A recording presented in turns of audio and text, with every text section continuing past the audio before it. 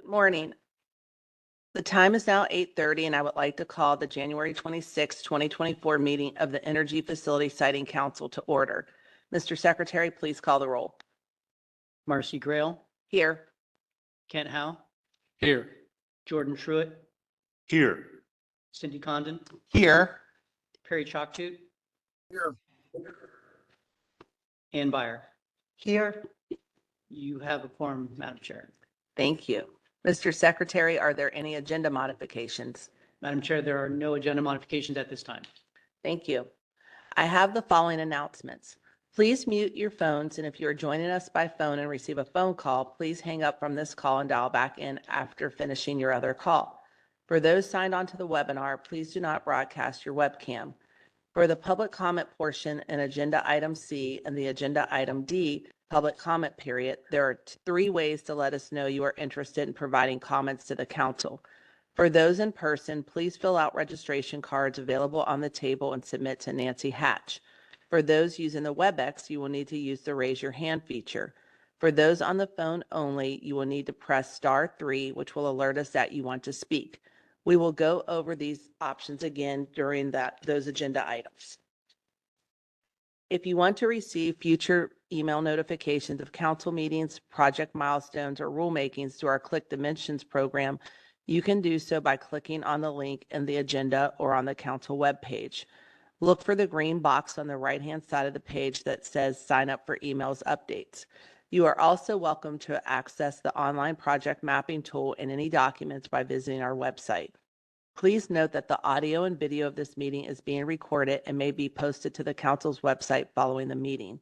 Energy Facility Siting Council meetings shall be conducted in a respectful and courteous manner where everyone is allowed to state their positions at the appropriate times consistent with council rules and procedures. Willful, accusatory, offensive, insulting, threatening, insolent, or slanderous comments which disrupt the council meeting are not acceptable. Pursuant to Oregon Administrative Rule 345-011-0080, any person who engages in unacceptable conduct which disrupts the meeting may be expelled. We're going to move to our first agenda item, which is the approval of the November 17th, 2023 meeting minutes.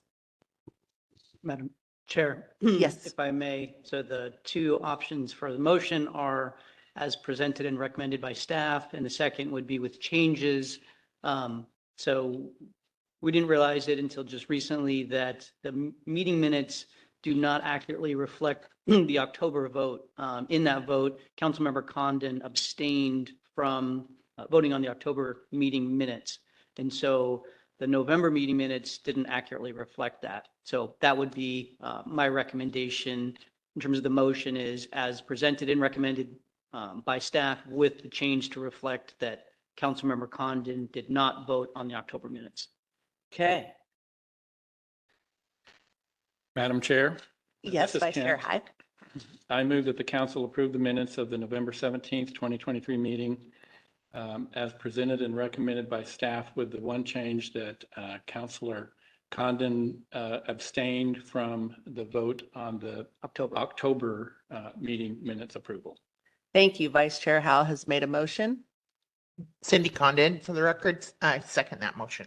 Thank you, Councilmember Condon. Any other comments? Hearing none. Mr. Secretary, please call the roll. Kent Howe, Yes. Ann Byer, I'll abstain because I was not at the November meeting. Thank you. and we'll make sure to reflect that in these minutes. Thank you. Jordan Truitt, Yes. Perry Chalktoot, Yes. Cindy Condon, Yes.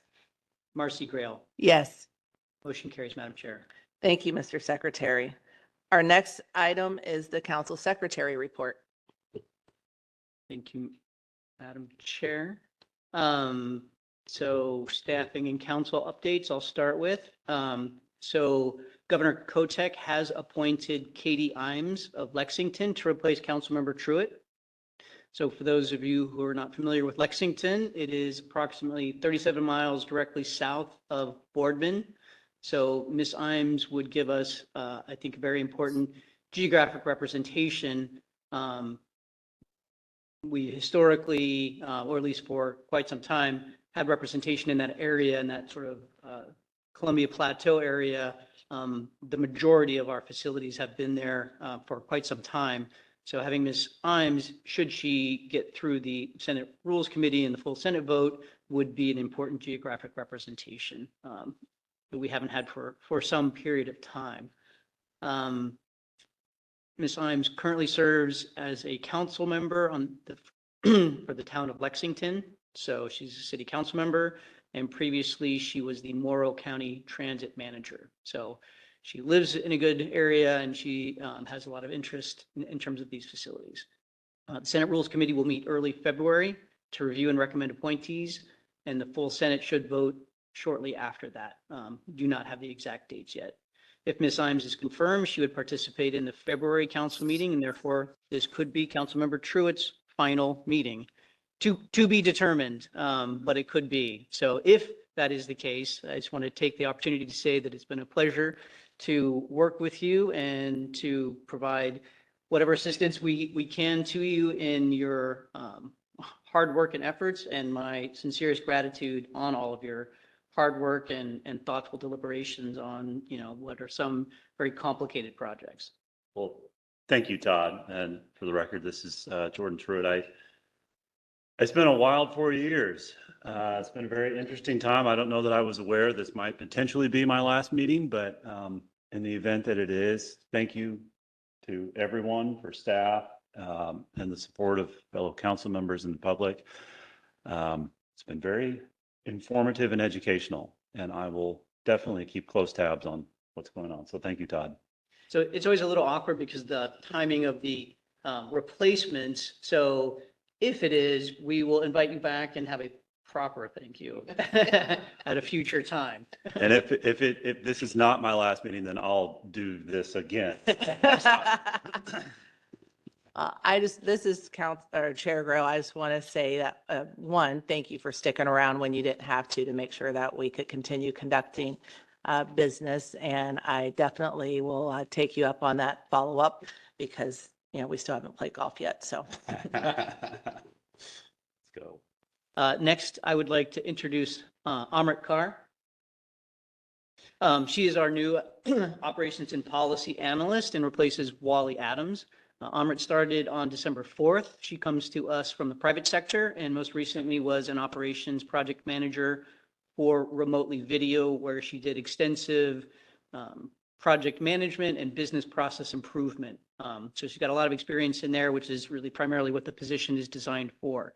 So she is still very much coming up to speed on working for the state of Oregon, as well as working in sort of the nuance of what we do. But she's making very significant progress and will likely be on the agenda for next month to have her her annual work program reviewed and approved by the council in terms of what the process of improvement projects she'll be working on in the near term. So welcome, Amrit. So we have an interesting tradition at the Siting Division. I'm not sure we've ever told you about this, but when it's somebody's birthday during our staff meetings, we kazoo them happy birthday.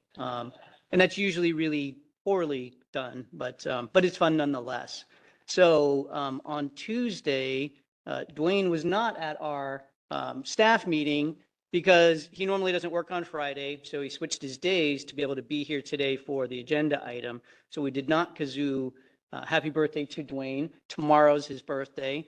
I'm not going to do it today, but I just want to express, since we missed it, happy birthday, happy early birthday.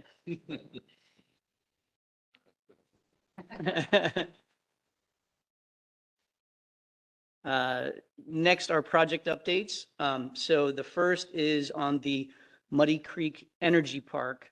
As a reminder, the project is currently proposed as a 199 megawatt solar PV and battery storage facility located immediately east of Interstate 5 and approximately 8 miles south of the city of Brownsville. The project would occupy 1,588 acres or 2.5 square miles. The project is currently in the notice of intent phase, and the applicant has not yet submitted their application to us, although we do believe that will be coming very shortly. So more importantly, for the purpose of this update is there is no current open public comment period. So last week, both council members Truitt and Councilmember Condon received emails from members of the public. I think people just sort of searched you all out and tried to find your emails. And you both received emails expressing opposition to the project. Councilmember Truitt and Councilmember Condon promptly sent those emails to me asking what you should do with them. And so essentially, where we're at now, because there's no open public comment timeframe, this creates a potential issue with the record. Council members are obligated to only rely upon information in the record with which to evaluate and issue a decision. So information that you receive outside of those timeframes must be disclosed on the record. So that's what we're doing today. Nancy, printed the two emails that the two council members received. You all have those. Chase McVeigh Walker, who's the project lead, has provided those to the applicant, and we put them in the record of the project. So this is one thing that's important to make sure that it's all disclosed so that any final decision by the council is an appropriate decision, and it's based only on information on the record. So now this information is on the record. So my recommendation to you, should you receive emails in the future, is to do exactly that. Do not respond, forward them to us. If somebody engages you in a, verbal conversation or calls you on the phone, my recommendation is to politely cut that off. And, should you receive any kind of substantive information from them, it would need to be disclosed on the record, such as we're doing today, and forwarded to the applicant to make sure that they have an opportunity to respond to any information as well. What we've done with the two emails that we received, or to the people who sent them, is we've responded to them and told them, we're not in a public comment time frame. It's not the right time to provide information, to council members, to influence them really in any way, whether you're for or against a project. But we want to try to pivot those people away towards staff. We do not have those limitations. So we're not subject to that same limitation. It is our responsibility to work with the applicant, to work with the public, to provide as much information on how the process works. And so we responded to them and said, please don't send more emails to council members, but we are here to help you. We are here to walk you through our process, the project, do whatever we can to help you fully participate in the process. So that's what we want to pivot towards, is getting those people towards the department and away from council.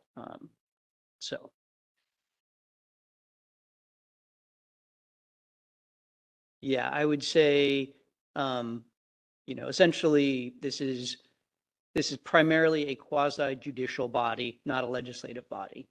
You do legislation when you do rulemaking, but the applications and amendments are quasi-judicial, and you are limited to the record.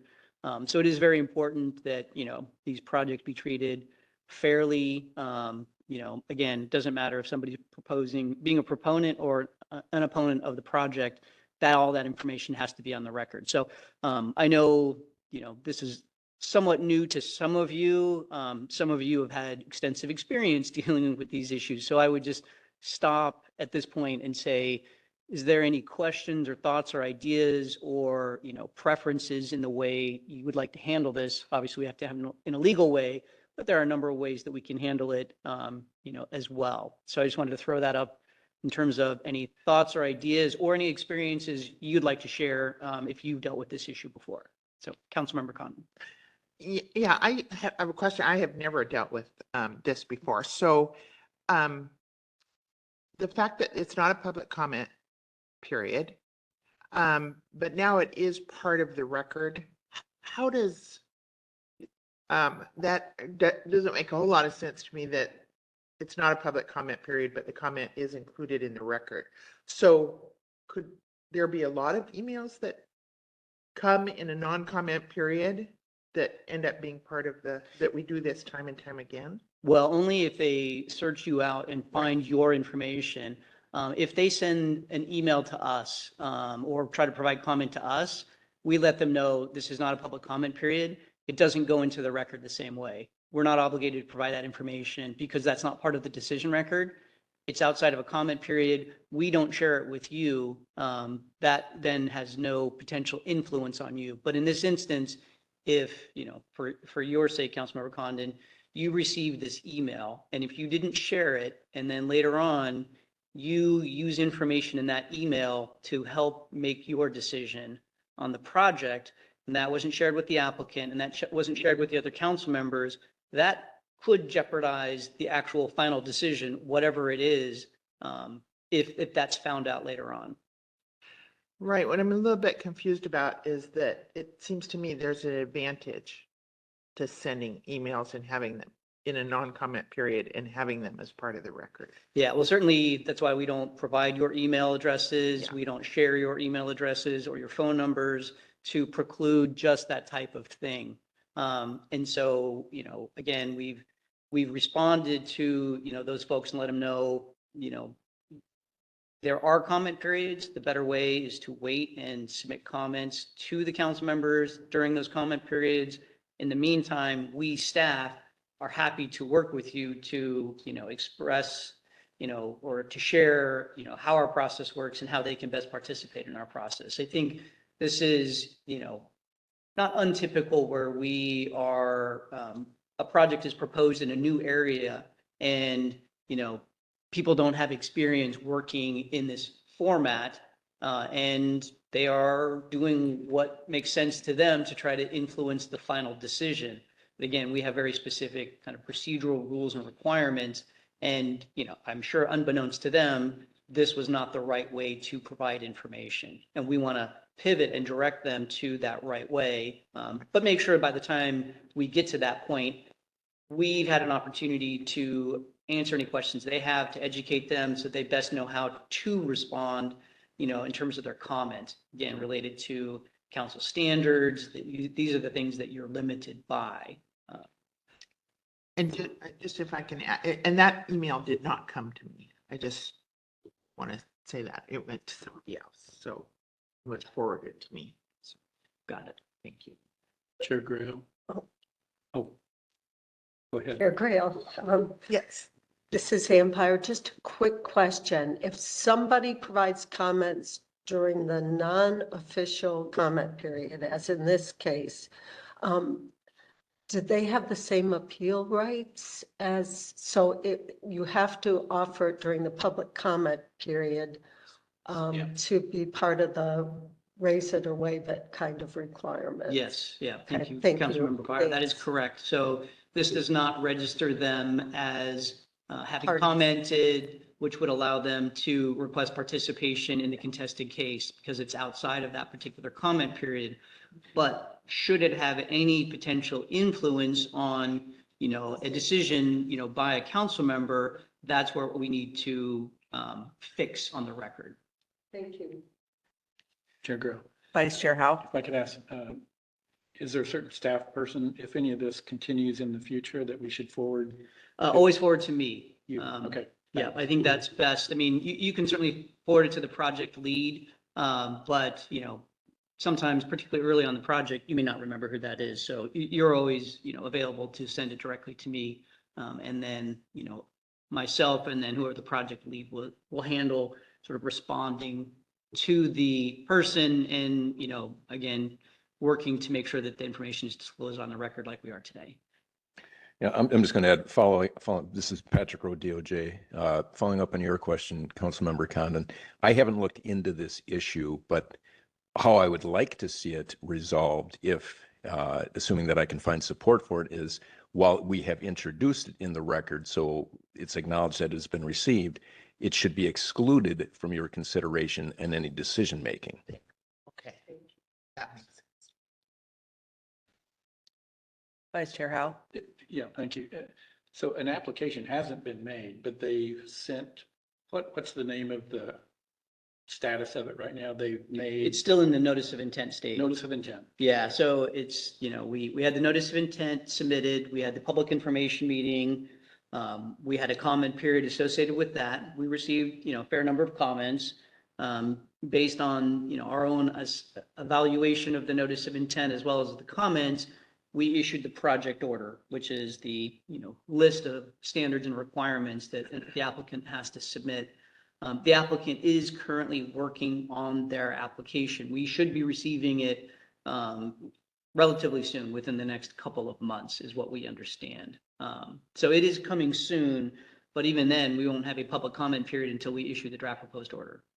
So we're still a ways out from having the next public comment period. This is Chair Grail. I think the one thing that you can, there is an opportunity to acknowledge the work that has been done around communication. And even though they've been a little misguided and when they could apply, it does show that people are paying attention. And so the importance of us continuing the way we have been and always looking to do better shouldn't be lost in all that. Yeah, and I think this is what we'll, obviously there's going to be a lot of interest in this project, and we want to do as much as we can to, not just orient people to the kind of proper way to do it, but to educate them. What I didn't mention is I actually had a phone call from somebody who was trying to find Councilmember Byers' email address. And I let her know politely that, no, I'm not going to be providing you that, but that I pivoted to, how our process works, what can we do to help you better prepare to, review the application, review our draft proposed order, and provide substantive comments that, potentially could influence the council member's decision. So it was a good pivot. I had a very good conversation with her, talked to her for about a half an hour. She definitely was appreciative of that and indicated that she would be, getting back to me in the near future for probably thoughts and ideas on, how to better understand our process. So that's essentially what we try to do. But it is to try to, limit people trying to influence you outside of the correct ways within our process. So just a question with respect to what Patrick, By yourself. oh, Cindy Condon for the record, a question with respect to what Patrick mentioned. So do we have to do anything now to specifically exclude, to acknowledge what Patrick said and support that position, or? I'm actually writing a note to myself right now. I'm going to look into this issue and I can get back to you as to what steps we might need to take in order to make clear. Again, I have not researched this yet. How I would like to see it resolved is, as Todd has said, we have acknowledged that it's been received, so everyone is aware as well, the applicant is aware of it. But I think it should be resolved right there. Nothing further is done with it. It is not part of the evidentiary record. It is not something that you consider as part of your decision making. That's how I think it should be resolved, but I need to do some research to see if this has arisen in other contexts and see if there's support for that. Thank you. Okay, unless there's any other questions on that, I'll move on to the Wagon Trail Solar Project. So we had a public informational meeting on January 7th. It was scheduled to be in Lexington, and in fact, it did partially happen in Lexington. The weather precluded us from going out there, so that was clearly not a good idea to drive during that time. But, luckily there was some interest on the project, and the city council members had opened up the location where we were going to have it, which was basically the town hall. They hosted people who wanted to show up in person, and several people did show up in person, which was a nice opportunity. So, while from the staff standpoint, it was a virtual meeting, it actually truly was a hybrid meeting. Chase did a great job. Chase McVeigh Walker, who's the project lead, did a great job on that. So just wanted to acknowledge that we did have the meeting. We had to adjust kind of within 2 days before the meeting, and I think appropriately. We still held it, and I think it went very well. If Councilmember Byer attended in online, if you had any thoughts. Sure, thank you.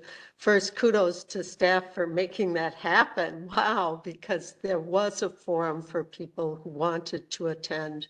One thing that I noticed that Chase did, and shout out to Chase, was really helping the audience understand where to find information. So he directed them to specific exhibits where if you're interested about wildlife, go to exhibits. I can't remember the number, and reminded them which standards were applicable. So I think Chase did a really nice job. I think it sets us up for other public information meetings moving forward.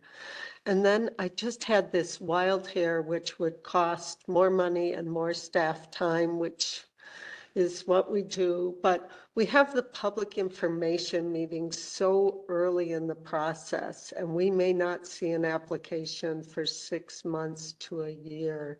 If there's some way to do almost a video information meeting prior to the public hearing, so people really understand where the information is and how to focus on it. It wouldn't have to be in person, though in person is always better, but just something online that says, before you come to this public hearing, here's what you should be looking for. Here's where to find things. And to simplify it for people and to help the public direct their comments a little bit better. It's just, we do these public information meetings, and then by the time it's all said and done, you're like, which project is this?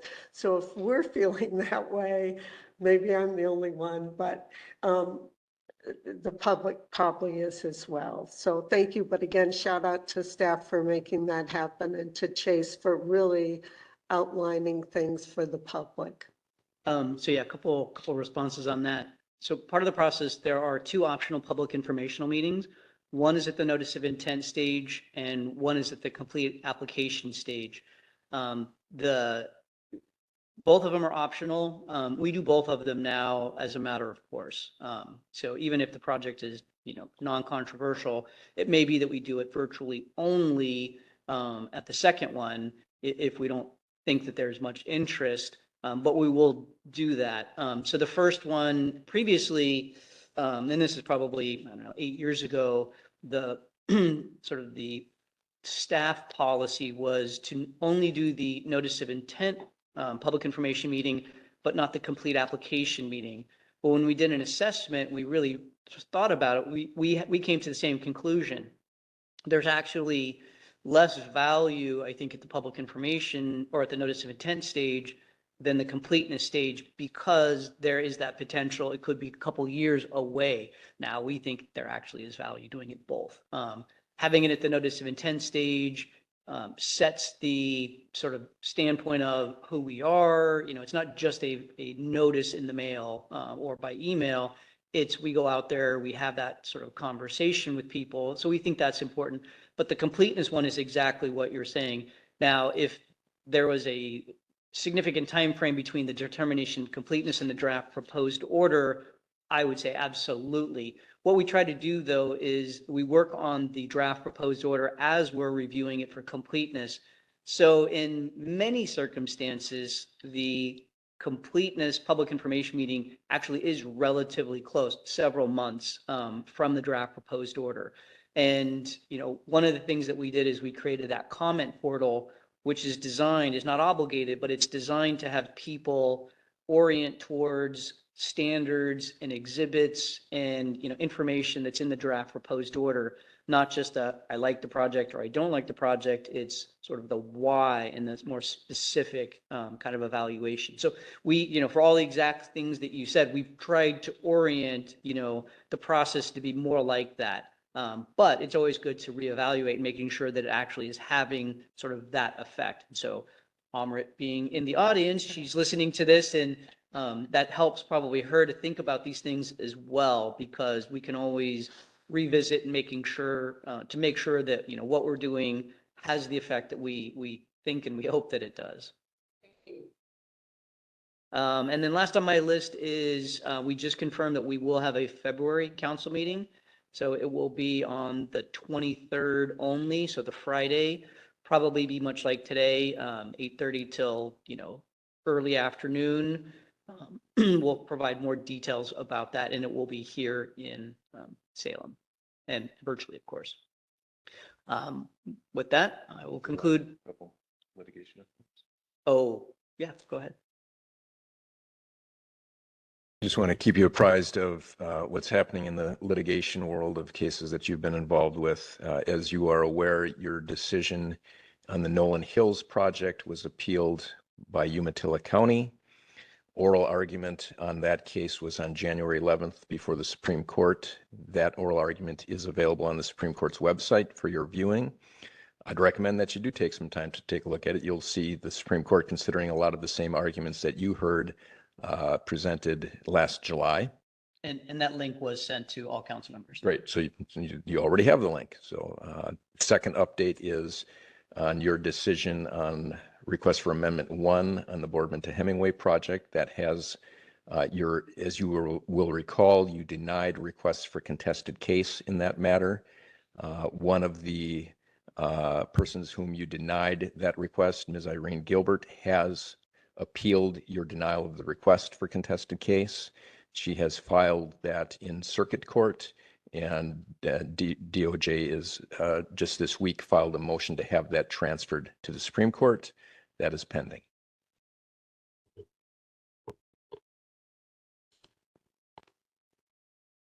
Chair Grill. Yes, Vice Chair Howe. That's the first time I've seen a Supreme Court argument being made on, that you could watch on a video like that. Is that standard practice now, or is that relatively new?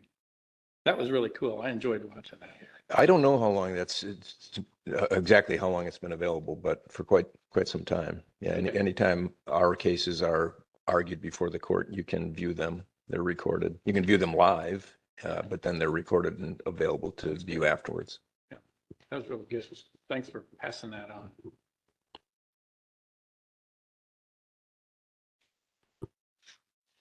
All right. I think that concludes the council secretary report. Wonderful. So if we move on to agenda item B, we have consideration by council of permanent amended rules for standby generator exemptions. This is an action item for council. We have Thomas Jackman, rules coordinator, here to present to us. Good morning, Tom. Good morning, everyone. So yeah, we're here to discuss the adoption of standby generator exemption rules that have been amended. Go ahead and go to the next slide. Previous slide. Yep, there we go. So again, just as a reminder, we're here doing this rulemaking as a result of House Bill 2063 that was passed in 2021. Which prohibits council from requiring a person proposing to construct a standby generating facility from submitting an exemption request to council. It doesn't change whether or not a project would be subject to council jurisdiction. It's just whether or not they have to seek approval from council for that exemption. So if you can go to the next slide, please. So that law basically it's pretty straightforward. It just states that, this is what a standby generating facility is, that it's an electric generating facility and including standby generators and the physical structures necessary to install and connect standby generators that provide temporary electric power in the event of a power outage. And the important part here is that it is electrically incapable of being interconnected with the transmission grid, which is why it's a standby generator and why it's exempt from council jurisdiction. Next slide, please. So council rules currently require that any person wishing to construct and operate a facility exempt from council jurisdiction shall submit a request for exemption to the Department of Energy before beginning construction. So as we discussed previously, this proposed rule amendment removes the requirement to seek council approval for an exemption as it pertains to the construction of a standby generator. And just the rule change is what you see here in 360. 1, and then in Division 50, 15, 368. And per your Councilmember Condon's request, the language was tweaked a little bit for readability for that Part 8 there. But essentially, it now states, except as noted in 8, and then 8 states, requests for an exemption under OAR 345-15-356 for a standby generation facility are not required. Any questions? Next slide. Boom, as they say. So council has 3 options as usual. You may approve the proposed rules as presented. You may approve the proposed rule with changes, or you may take no action at this time. Chair Grill. Vice Chair Howe. Since all this is doing is implementing the statutes as required, so Madam Chair, I move that the council adopt the proposed standby generator exemption rules as presented in the notice of proposed rulemaking. Thank you, Vice Chair Howe. We have a motion. Councilmember Byer. I would second the motion to approve. Thank you. We have a second. Is there any deliberation? Hearing and seeing none. Mr. Secretary, please call the roll. Perry Chalktoot, Yes. Ann Byer, Yes. Cindy Condon, Yes. Marcy Grail, Yes. Kent Howe, Yes. Jordan Truitt. Boom. I mean, yes. Motion carries, Madam Chair. Thank you. Well, Tom, that was expedited fashion. Thank you for that. The motion carries and we conclude agenda item B. So if we move on to the next agenda item, this is the 2024 recommended rulemaking schedule. This is an action item and information item. And oh, wow, we still have Tom here to present with us again. Thank you so much. So yes, I'm here today to discuss the schedule for the next year and kind of give you maybe a little bit of a forecast on what the goal is over the next 3 years. I have now been the rulemaking coordinator for a little over a year. So whereas last year when I presented the schedule, I was sort of a little bit more in the dark about how feasible our schedule was and how to go about things. I'm a little bit more comfortable with the rulemaking process and how our process in specific works for FSEC and for the council. And so we have a much more ambitious schedule this year. We have a lot to get through. There's a lot of demand for whether, across, sort of political and various spectrums in the public for or against projects. And so we want to make sure that our process is efficient and as the least overbearing as that it possibly can be, as clear as possible, and as sort of meeting the needs of the latest technology and in the latest trends and that are, that they're essentially up to date. So with that, go ahead and let's go to the next slide. First, just as a brief, and there's also going to be an opportunity for public comment, just to point that out as well before council deliberation. Go ahead and next slide. So just as a reminder, the rulemaking process starts with, it really starts with us figuring out and presenting the schedule and getting it approved from council. But for a particular rule, we sort of scope it out. We figure out exactly what we want to propose, and then we present that to council. And that is what we consider initiation of rulemaking, where council approves sort of the scope and direction that they give in rulemaking. Then there's various types of outreach.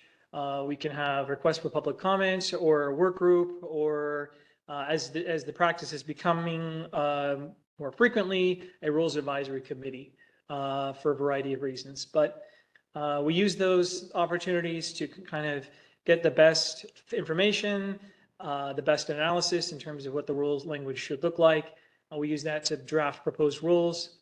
And then we have a notice of proposed rulemaking, which starts a public comment period. We are not required to, but we always hold a public hearing, which is typically at a council meeting, although if it's like for the standby generator one, we did not for that one. We then, once that period is over, or we take into account any feedback, draft a proposed permanent rules, and present those at a council meeting like we did today for the standby generator. And then they're adopted, and that's it. They become the rules. So just a sort of a kind of an overview of the process to kind of help you remember what's all involved here as we go through these various rulemaking proposals. Tom, Yes. this is Chair Grail. I don't want to speak for anyone, but I believe after us working together for years, one of the things I think we've all, unless there's been some extraordinary reason why, I think the public comment period, we've been very vocal in our opinion that anytime there's an opportunity to hear from the public, we are dramatically in favor of that. So I just wanted to put that on the record. And if anyone disagrees, by all means, but I've heard it for several years now. Yeah, and that has directed our desire to hold those public hearings at council meetings, unless we think there's like almost, zero interest in the rulemaking or a very low likelihood of public comment. There were 0 comments for the standby generator exemption rulemaking. But if there's even a modicum of interest, then it is our intent to hold those at council meetings so that any public comment can be heard by you in person. Thank you. Yeah, thank you for that. Okay, so the first I thought we'd go over the 2023 rulemaking activity. As you can see here on this slide, we adopted 3 rules last year. The first one, the protected areas one, was actually the tail end of 2022, but it was after the previous summary, so it's on this slide. It was in December, but we finished the application process review one in June, and then a couple months later, we finalized the radioactive waste material rulemaking. We just concluded our business with the standby generator rulemaking today, and we are currently underway on the contested case rulemaking. The RAC is currently considering draft language, and you may be hearing very soon on that one. So that will be very interesting, although we may potentially have an initial RAC meeting. We'll see. The next one is scheduled for the first part of February. We are currently working on the research reactor rules, which we have draft language, and we're just trying to get feedback from the key stakeholders on that. And we have begun scoping the amendment rulemaking, although have not presented to council as that first bubble for kind of initiation of rulemaking, but we intend to do that very soon. And then lastly, if you want to go to the next slide, I have a slide on this DEQ rulemaking that we're doing for them, which relates to adopting language that will impact noise analysis for solar projects. And it's essentially an adoption of rules that have been applied, that were created for wind projects back in 2004 and have operated just fine for the last 20 years. So the thinking is, why not have that same sort of analysis framework for solar projects? And so we're underway to do that. Do you guys have any questions about that, or what we've done this last year? Councilmember Byer. Chair Grant, when I listened in on the Lexington public hearing, one of the comments was about the drone from batteries associated with storage for solar. So just want to make sure that that's considered as part of the noise update. I think in 2004, we probably didn't account for that. It may just be background noise. I don't know, but since that comment was raised, it's probably important to have a noise analysis or measurement of that kind of constant noise, which. Yeah, absolutely. So just to be clear, the carve out, so to speak, for the wind rules did not negate the need for analysis for wind turbines, and nor will it negate the need for noise analysis for solar projects. It's just a change from the base assumptions in terms of the noise floor for the ambient noise. And I don't know if you want to speak to anything more beyond that. Yeah, there's really, so there are sort of 2 thresholds related to noise for any industrial facility kind of in sort of a new area. And The first is that you can't you can't exceed 10 dBA above what the current baseline is. And then the second is the table that there's a maximum not to exceed because it has public health and safety impacts. So what the wind change did was it allowed for the applicant to use an assumed baseline. And then that way they didn't have to spend as much time, and money doing upfront work. So they could use the assumed, and then if they're go above 10 dBA from that baseline, one, they're either precluded from doing that, and this is related to a noise sensitive receptor. So a house, a school, a church, something within proximity. And so that modeling is desktop versus on site. There still has to be, actual modeling later on, but in that sort of front end, they can use the assumed dBA, and then you either can't go over 10, increase it by 10, or if you do, you have to get a waiver from the landowner. That waiver process could be the landowner doesn't care, they're fine, or they request new glass, new insulation, some sound wall, something to mitigate the impacts. But that ability for the landowner who's going to be impacted can negotiate whatever it is that they're interested in to ensure that. And then, so it's really that two things, that using that assumed dBA baseline and then that waiver process. That only exists currently for wind because that was the specific carve out that Tom's referring to. So our proposal is to make those same elements applicable to solar. A solar panel does not create noise, but the inverters, the transformers, the electrical lines, the battery storage, 100%, those make noise. And in most circumstances that we've seen, in solar projects, those exceed those not to exceed maximum thresholds at the point source. That doesn't mean that they're necessarily impacting, adjacent noise sensitive receptors because of attenuation by distance, that goes down. But it means that needs to be evaluated because the location of houses, can be in close proximity to some of these facilities. So again, the base idea is it's worked for wind. It doesn't remove any standards or requirements. It just allows for some more flexibility for the developer of the project. And then one other element is, these are not council rules, as you're aware. They're the Environmental Quality Commission at the Department of Environmental Quality's rules.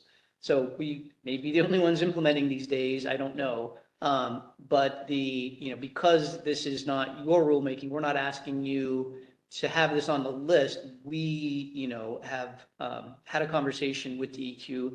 They're interested in moving forward, but what they said is, hey, we haven't implemented these rules in 20 years or something. So, you have the experience. This is really more oriented towards, your stakeholders. So while they are going to be the decision makers, we're going to be doing much of the legwork.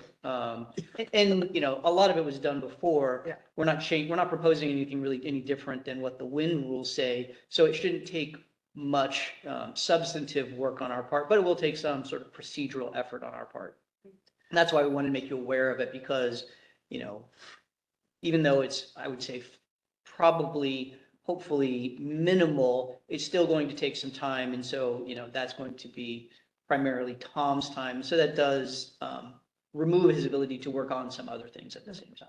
Chair Grail, just to follow up. Yes. So thank you. That explains it. It's sort of a safe harbor for the developer, the baseline measurement. And then I think these are the standards we applied for the transmission line for. Correct. Okay, so. Yeah, it's the same overall standards that apply Got to it. any facilities, whether it's wind or solar or Yeah. transmission lines or any type of facility. The only difference is based on those 2004 changes, which are only For applicable to wind, wind. so this is to update to apply to solar. And thank you for doing the work of another agency. Yeah. Councilmember Condon? Thank you, Chair Grout. And just a question, and came up in B2H discussion as well with when we discussed noise. The noise standard seems to be directed at human impact. Is there any analysis done? I don't think it's in the standard at all for wildlife. Not explicitly, but implicitly. So, this standard is for sort of, either new industrial uses on, existing industrial locations or, non-currently industrial locations. So creating, a new kind of big, industrial use and what's that impact. And it is primarily oriented towards, and it's not construction, it's operation. Primarily, in fact, exclusively oriented towards impacts to, people. We have noise is an issue that is evaluated in protected areas, in recreation. So those don't have to meet the DEQ noise rules. They're just, hey, what's going to happen with this project? Is it going to impact a protected area? That part of that protected area is related to, keeping the noise down. We look at that. We look at that same thing for recreation. Implicitly, that also would be an issue for wildlife. So that would be part of the evaluation on the Fish and Wildlife Habitat Standard. There's nothing in there that says that, but if you're creating big booming noises, in a particularly sensitive location that is for whatever reason sensitive to noise, that would be part of the evaluation, of that impact to the habitat. Thank you. Chair Greer, Vice Chair Howe? one last quick question. Is this going to be a DEQ noise rule or is it an FSEC noise rule?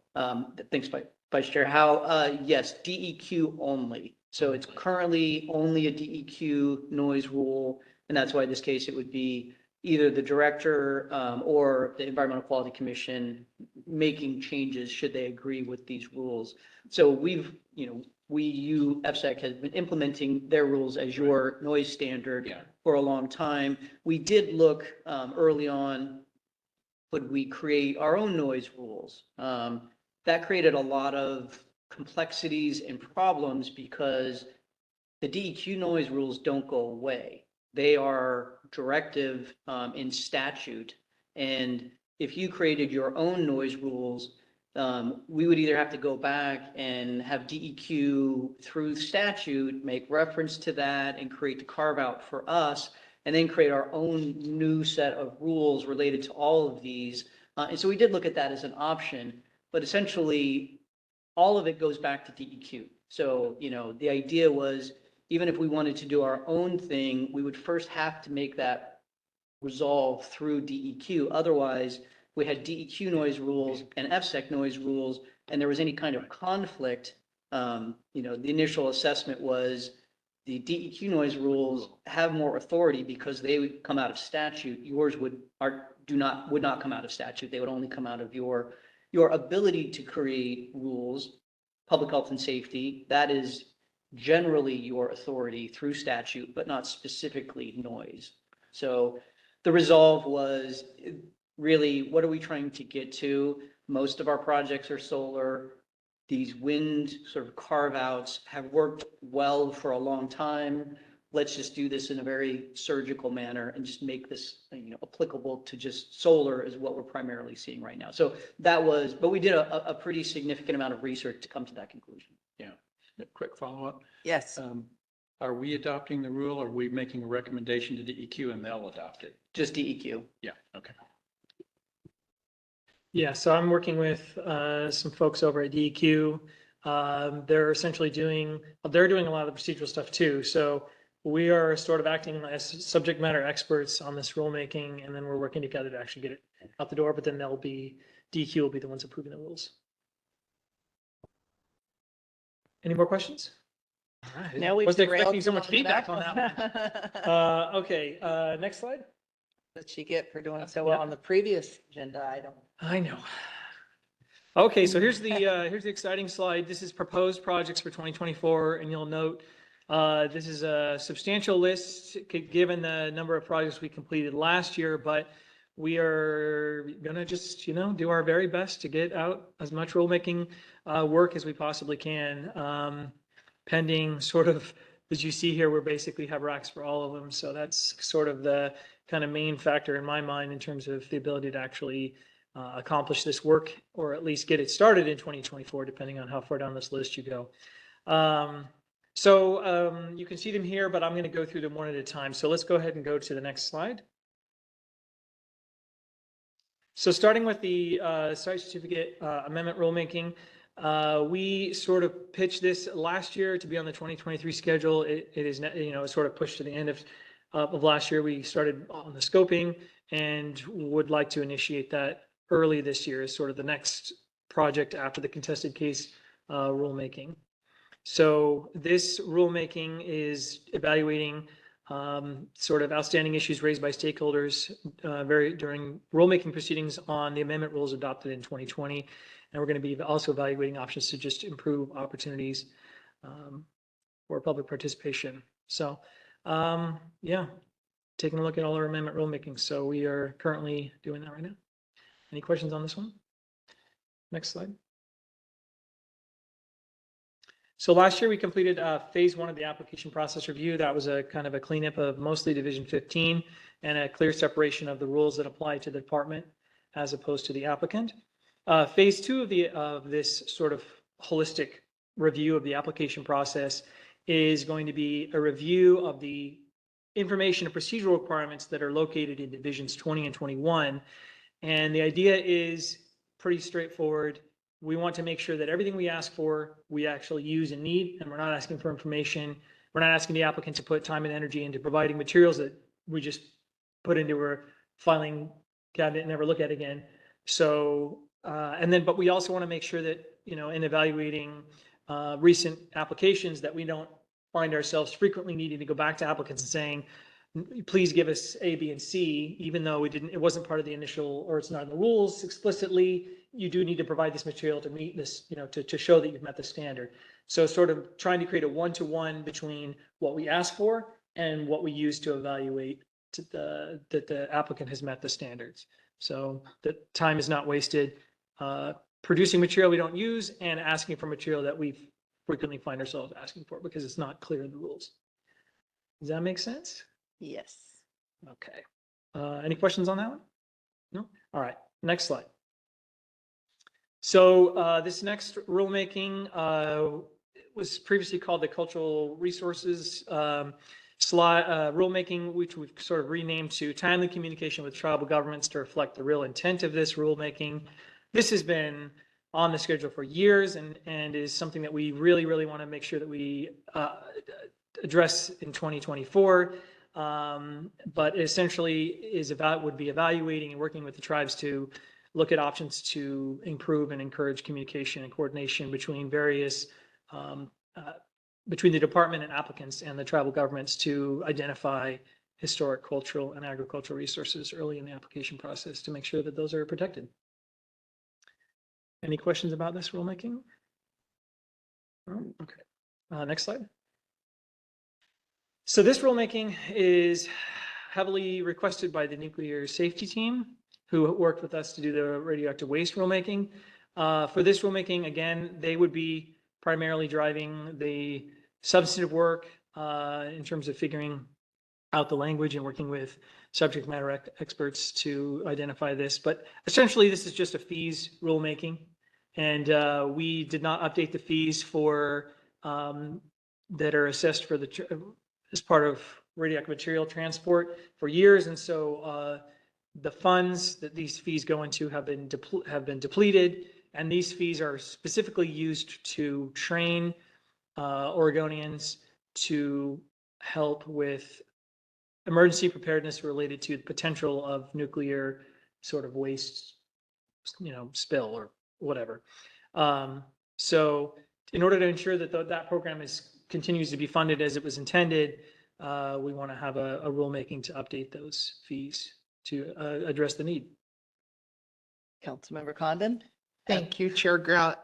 Just a question with respect to fees. When, and the process that has been done in the past, I guess, which you may not know, but, is there, why do fees get out of whack? You know, why aren't they reviewed, you know, every year or, Yeah, it's a great question. So it just depends on how the fee was set up. So you could imagine a fee that is set up and perhaps maybe tied to inflation, for example. But we are sort of limited in by how these were created in statute. So for example, as you're going to see for the carbon offset fee, you know, we can, it's laid out in statute that we can raise that fee up no more than once every 2 years and no more than this amount.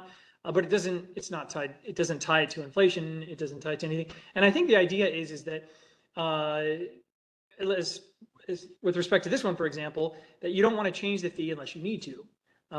Because you could imagine that a situation where you perhaps don't need to change the fee for years and years. So you don't want to have it automatically change. But it does mean that if you don't change, you know, if a fee is not set up to kind of track with inflation or a specific need, then a failure to update that fee is going to result in a mismatch between the fee received and what the fee was intended to fund.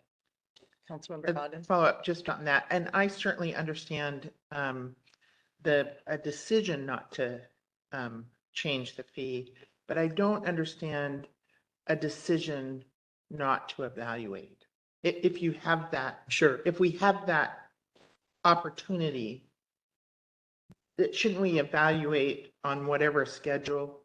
we're Yeah, I mean, about to? and so for the carbon monetary one, we have been, so we did it 2 years ago and we're going to do it again this year, but it does take time and resources to evaluate. So like with respect to this one in particular, it wasn't the squeaky wheel. So it wasn't that a decision was made not to evaluate it. It's just that we either didn't have the resources to evaluate it or there were a million other things that were kind of out in front. And actually with respect to this one in particular, we weren't spending it for a little while. So even though it was too low, we were accumulating it. And so the urgency to update this wasn't there. So we are now spending it and the mismatch between the collection and the output has made itself apparent. I'm going to ask Council Secretary Cornett. Thank you, Chair Grill. For the record, Todd Cornett. Yeah, I mean, I agree with everything that Tom said. You know, for example, with council fees for applications, amendments, you're obligated to review that every 2 years. So it's in statute that requires you to review that, even if there are no changes. Goes to exactly, Councilmember Condon, what you were saying.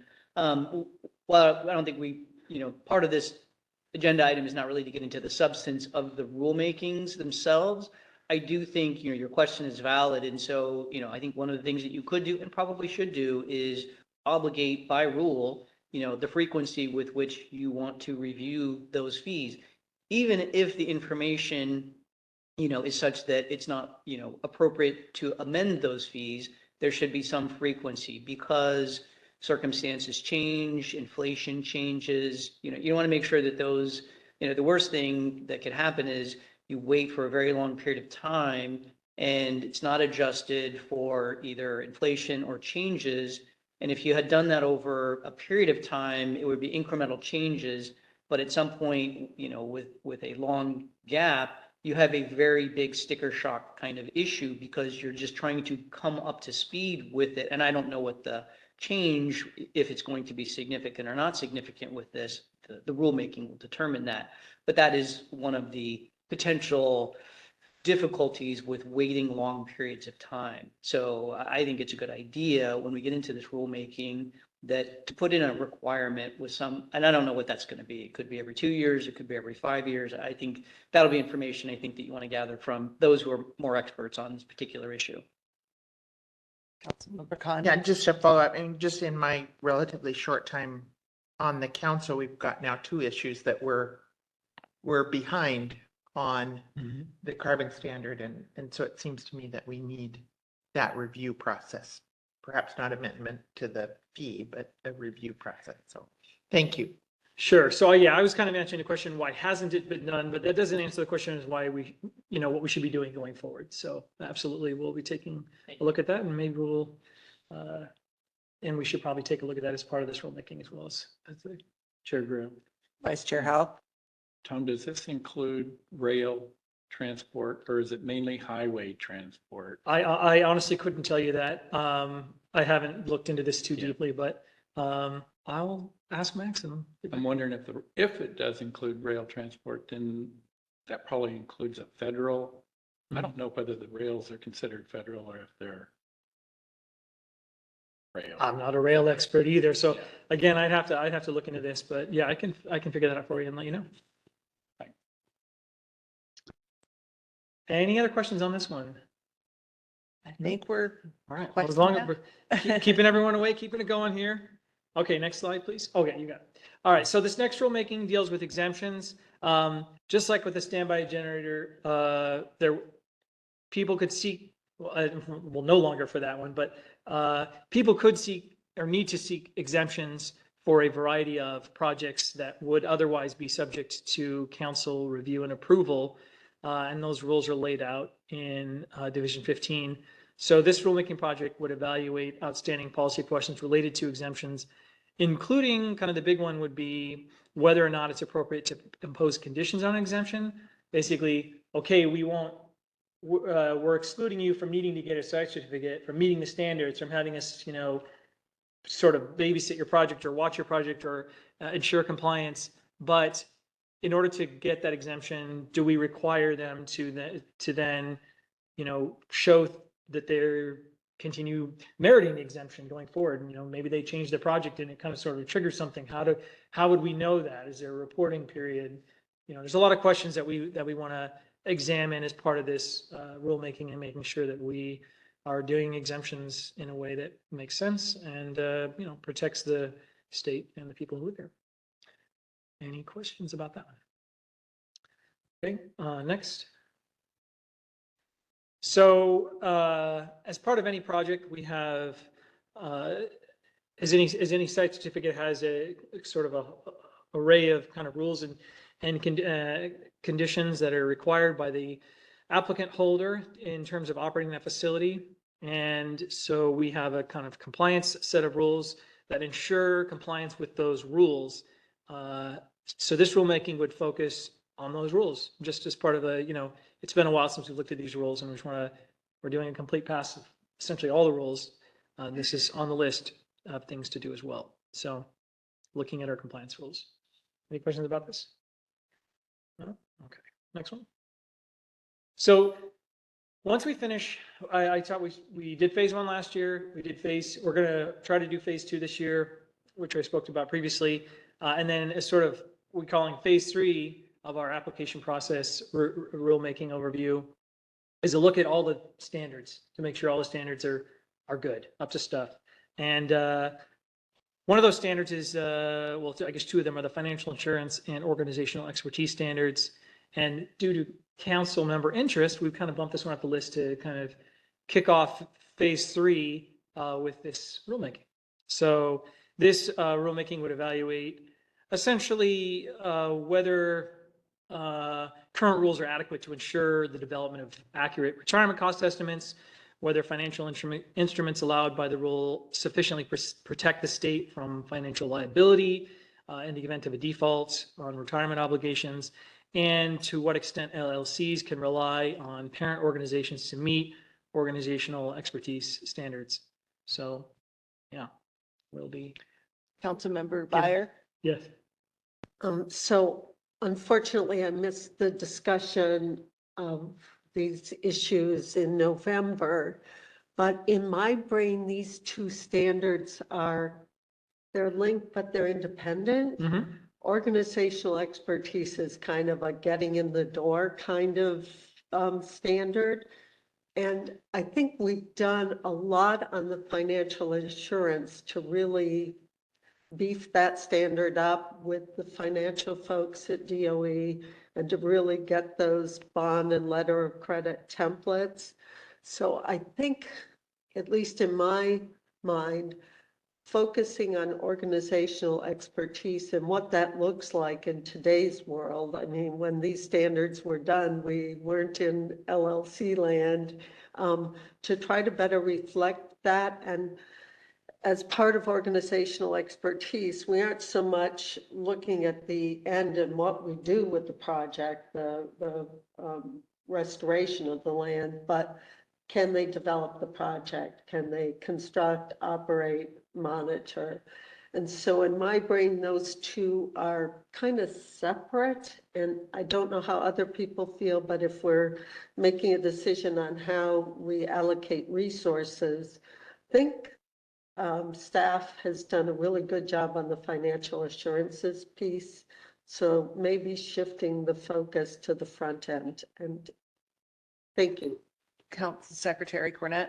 Yeah, just to step back a little bit, when Tom talked about phase two. So phase two is really trying to align the application requirements to the standards to make them where possible one-to-one, but not to substantively change them. That's what we're working at. Yeah. Then phase three, which will be a series of rulemakings, is to then get into those standards and try to group them in a way, if we can. Some of them are going to be one by one. And so this one we put together because these two standards are, the ones that particularly, limited liability corporations, which are all of the independent power producers, they rely on the parent company for the organizational expertise and the financial assurance. That was why we tied them together.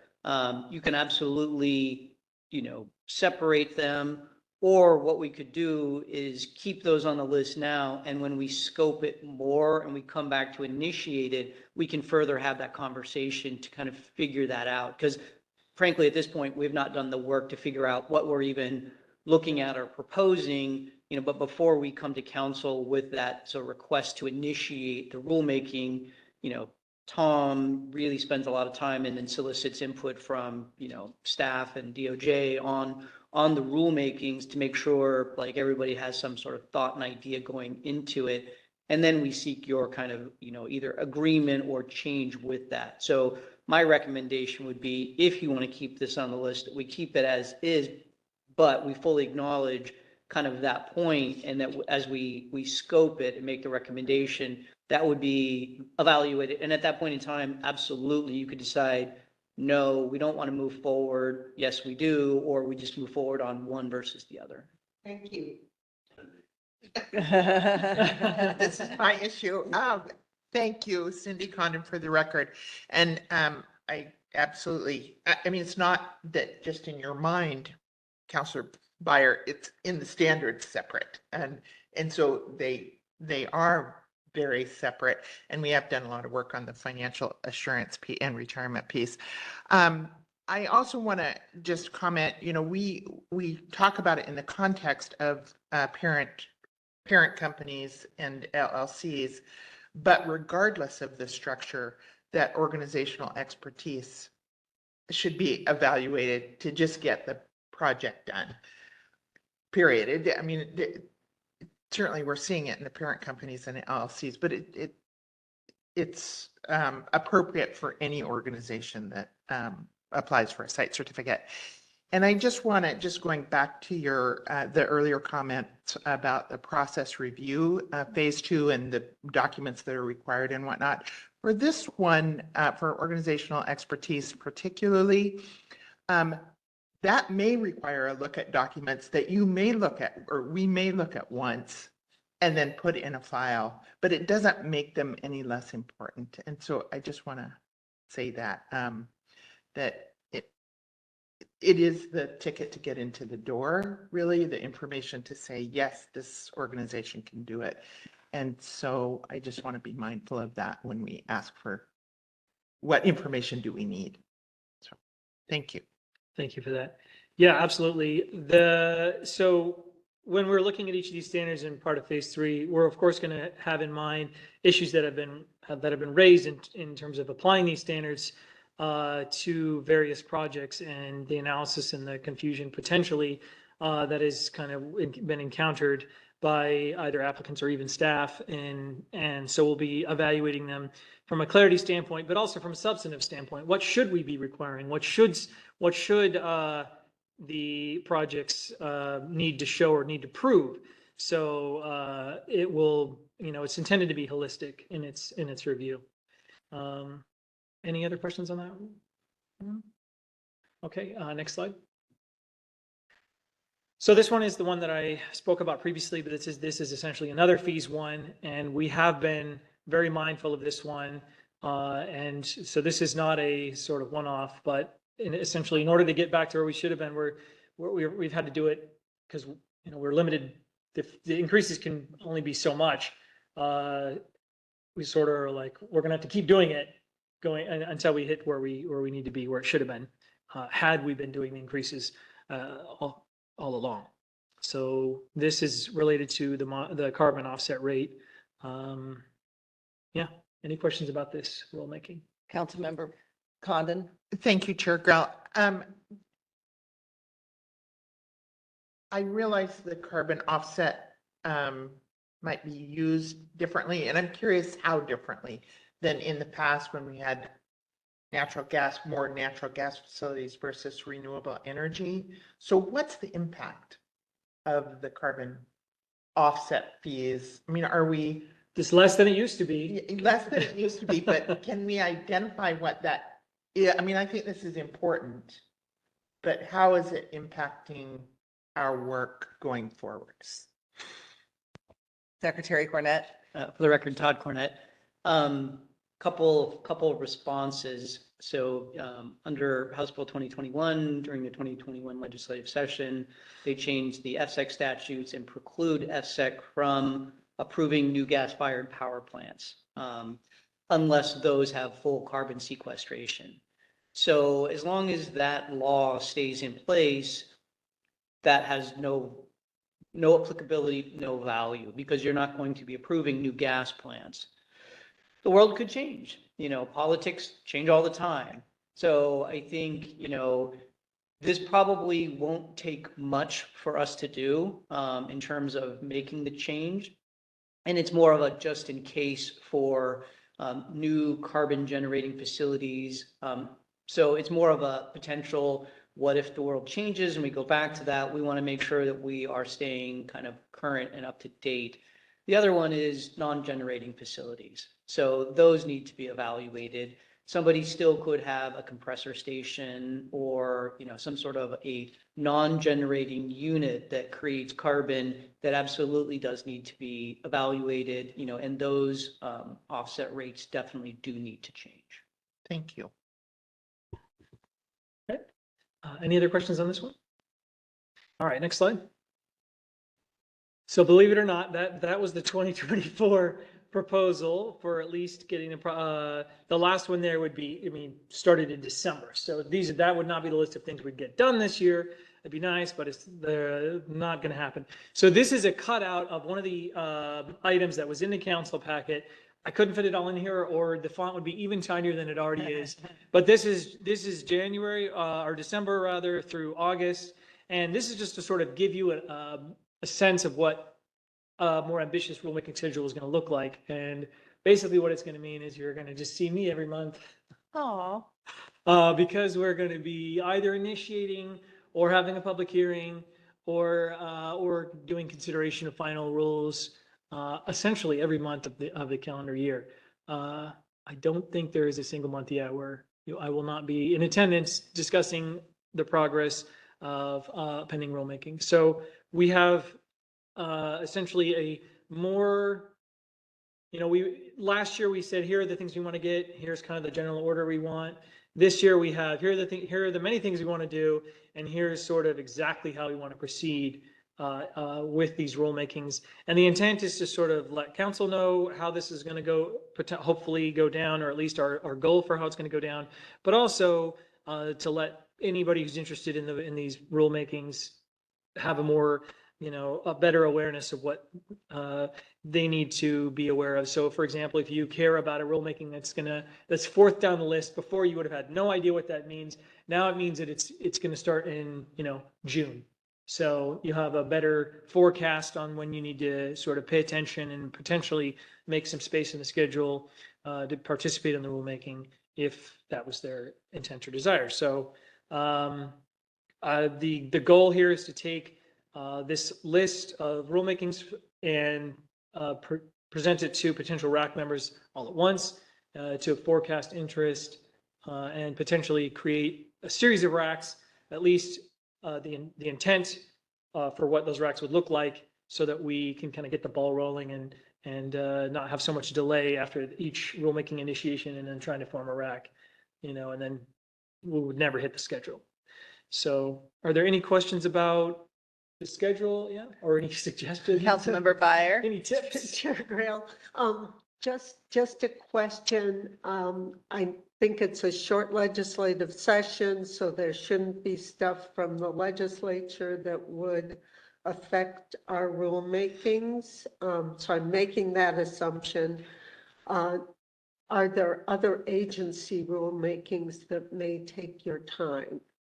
At this time, other than the DEQ rulemaking, there's nothing that we're actively involved in. There are other rulemakings that are going on. There's a rulemaking that the DLCD is doing with regard to citing solar projects in Eastern Oregon that we are going to be paying very close attention to. But that's sort of I don't anticipate that taking a huge amount of my time and energy. I'm just going to be, following along, paying attention, but somebody else is doing all that work. So it shouldn't interfere too much. That's one of the reasons why we threw the DEQ one in the schedule here, even though it's not your rulemaking, to show you how sort of we're sliding it in. It's one of the rows on here, how we intend to slot that in, and how it would, if it wasn't there, we might bump one of our rulemakings in a little sooner, but yeah. Okay, thank you. I'm just worrying about protecting your time, because managing 4 different racks or Yeah. 5 different racks Yeah. is time consuming. Yeah, no, So it'll thank be- you, but I It'll be appreciate interesting. the public involvement component. Thank you. Thank you. For the record, this is Marcy Grill. Make sure and tell Max we will expect to see him if he's going to be prioritized on our list. Yeah. And I just want to say, for me personally, being able to look ahead, I love it because my life is very chaotic, and being able just to have an estimate. And obviously each month Nancy's going to email me, or whoever the chair is for next go round, but to be able to make those decisions. So I like this approach, and just want to say thank you. So there's a Oh, key. hang on, Vice Chair Howe. And I just wanted to say too, good work on this. It's needed, it's aggressive, and it's well laid out. That's the idea. Well, you don't, what is it? You don't make the shots you don't take, or, yeah. Anyway, so we're gonna shoot our shots this year. Yeah. Yeah. So said Mr. Jordan, Yes. as in. Or my- was it Gretzky? I don't remember. Anyway, so this is 2024. I have a few more slides to briefly go over 2025 and 2026, but any questions about this year's schedule or any other comments? The next slide. So the proposed projects for 2025, I listed application process review phase 3. That's just sort of a placeholder for whichever standard we would work on next, alongside geospatial resources. That's a rulemaking that's involves sort of analyzing what we ask for from applicants with respect to information that might find itself on a GIS map. So are we asking for the right information? Are we that we need to be able to evaluate these projects related to that? So that's that. Excuse me, Tom. Yeah, This is Marcy Grail for the record. Is this just your list? This is not in any type of order? there's no particular order here. Okay. So this is just the rulemakings for 2025 that we're thinking we'll get to once we get through the list for 2024. So Thank you. there's and then a look at the mandatory conditions and site certificates, whether or not those are sufficient or whether they're too much or whatever. They impose a lot of burdens on the applicants potentially, and we want to make sure that they're sufficient and necessary to meet the needs that they're intended to meet. Then also in 2025, coincidentally, there's a 5-year review due from the state for, let's see, let me make sure I get this right. The Oregon Natural Hazards Mitigations Plan is a statewide and regional information project on the natural hazards most likely to occur in the state. So that's currently underway, and they do a review every 5 years. So it's expected to be updated in 2025, since the last one was in 2020. And I'm actually been paying attention to lately a work group that is working on updating this, and because it does impact this map, sort of, what applicants need to be aware of, and if we identify new potential hazards that they need to be aware of that they might have to mitigate for or be on the lookout for. So this rulemaking would evaluate how we can support the goals of that project, and how by amending our land use or structural standards potentially, or how they might be impacted by that analysis. And then also we have another rulemaking that deals with, it says here communication with federal agencies, but this rulemaking has been driven, is on this list here because of a request by Kim Peacher, who represents DOD, and then they are very, very interested in making sure that they are kept aware of projects and sort of kept in the loop, so to speak, with respect to potential energy projects and the possibility it might have to impact, DOD, defense space or what have you. They just want to make sure that they're kept in the loop, and so that rulemaking is on the schedule for that reason. Any questions about that one? No. All right, let's move to the next slide. So here we have the projects for 2026 and beyond. So there certainly could be some So I'm sorry, Oh, sure. I'd like having a delayed reaction to that when I'm Yeah. processing. For the record, this is Chair Grail. Has this been a problem? Is it just something that they have a need of? Yes, sir, please. Yeah, thank you. For the record, Todd Fournette. This was a request made by, Kim on behalf of the DOD in the clearinghouse.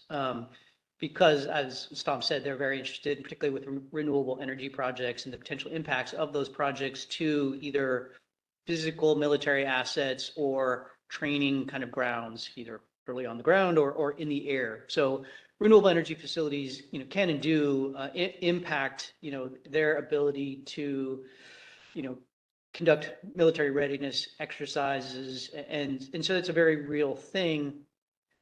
This issue came about several years ago with the Saddle Butte case. I think that predated most of council members. It was a wind turbines proposed in military training routes around the Borman bombing range. And there had been a lot of issues. Some county projects had been approved and had created incursions in those military training routes, maybe some FSEC projects. And I think when, at that point, the DOD got involved, it was a little bit sort of late in the process, and had some pretty significant impacts to that particular project. Since then, we have been very proactive in communicating with, Kim's predecessor, Kim, the DOD. It works fine right now. That's my question. There is good communication and information, and I'm not aware of any circumstances where they haven't been made aware early of projects.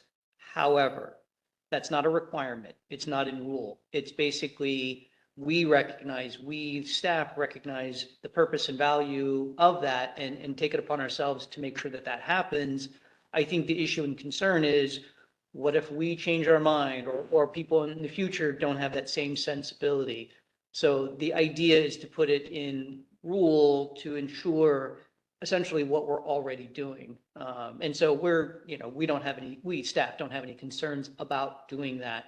But like I said, for now, with our current staff, it's already being done. Just not from a regulatory standpoint, this is good public business standpoint. Thank you for the clarification. I think all of us in our work lives have had to try to quote correct something for, one situation that did not require like a big thing to correct. And I basically wanted to make sure we were not taking on an endeavor to Overcorrect. thank you. So Yeah. I don't have an issue with it. I just wanted to understand. And since I just switched jobs, I do understand what happens when a person who has been doing something is no longer there. So if you and your staff are there, I can understand their concerns. So thank you for that clarification. So, I think, any other questions on that particular one? Okay, so it's difficult to forecast beyond, I think, at this point, considering how ambitious our schedule is, whether we'll be, what 2026 will look like. I imagine at least some of this schedule will see some slippage and so some of these projects will slip into 2026. At this point, the only thing that we know for sure is that there are a whole bunch of standards that we're going to look at as part of phase 3. And so as we kind of move forward and get through the 2024, 2025 lists, we're going to start seeing more and more rulemaking projects that are specifically directed at various standards as part of our kind of phase 3 rulemaking effort. So that's why this slide looks the way it does. Any other questions about, and obviously as we get closer, we'll, start evaluating which standards should we look at first? Should we group them? Should we look at them by themselves? What makes the most sense? Yeah, but we're that's an eternity away. But it is on the forecast. That is where we're headed. Okay. Next slide. So that's rulemaking projects. This slide is just an informative slide about pending 5-year reviews. You can see every time we have adopt new rules. So it's just a sort of black and white. Even if we significantly amend a rule, there is no statutory requirement that we look at that. If we create a new rule, no matter how small, if the new number is generated by the Secretary of State, we are statutorily obligated to review that rule within 5 years to evaluate whether the rule had its intended effect, whether the anticipated fiscal impact was, underestimated, overestimated, whether we should repeal it or amend it, whether we need it at all, the impacts on small business. So there's a list of things that we have to analyze as part of that. But the next one, just coincidentally or not, is the review of the amendment rulemaking, which is due on January 28th of next year. So that is the next pending 5-year review. So we'll essentially be doing that as part of our amendment rulemaking, just, as a matter of course. And then any of the rules that we generated this last year will be due in 2028. So, which there were more than a few. But any questions about the 5-year review or what's coming up? Okay, well, that brings us to public comments on the rulemaking schedule. So I will turn it over to Nancy to run that. But if there are any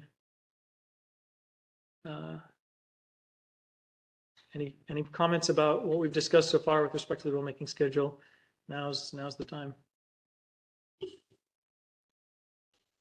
All right, for the public comment period, if you're on the line or online, I should say, you're going to go ahead and click on the participants and you're going to see a little hand icon and you can click on that to raise your hand if you'd like to comment. If you're on the phone, you're going to press *3 to on your keypad to raise your hand and *3 again to lower your hand. At this point, we do have a gentleman here in the room that is going to make some public comments. If you'd like to go ahead and come up, you can do that.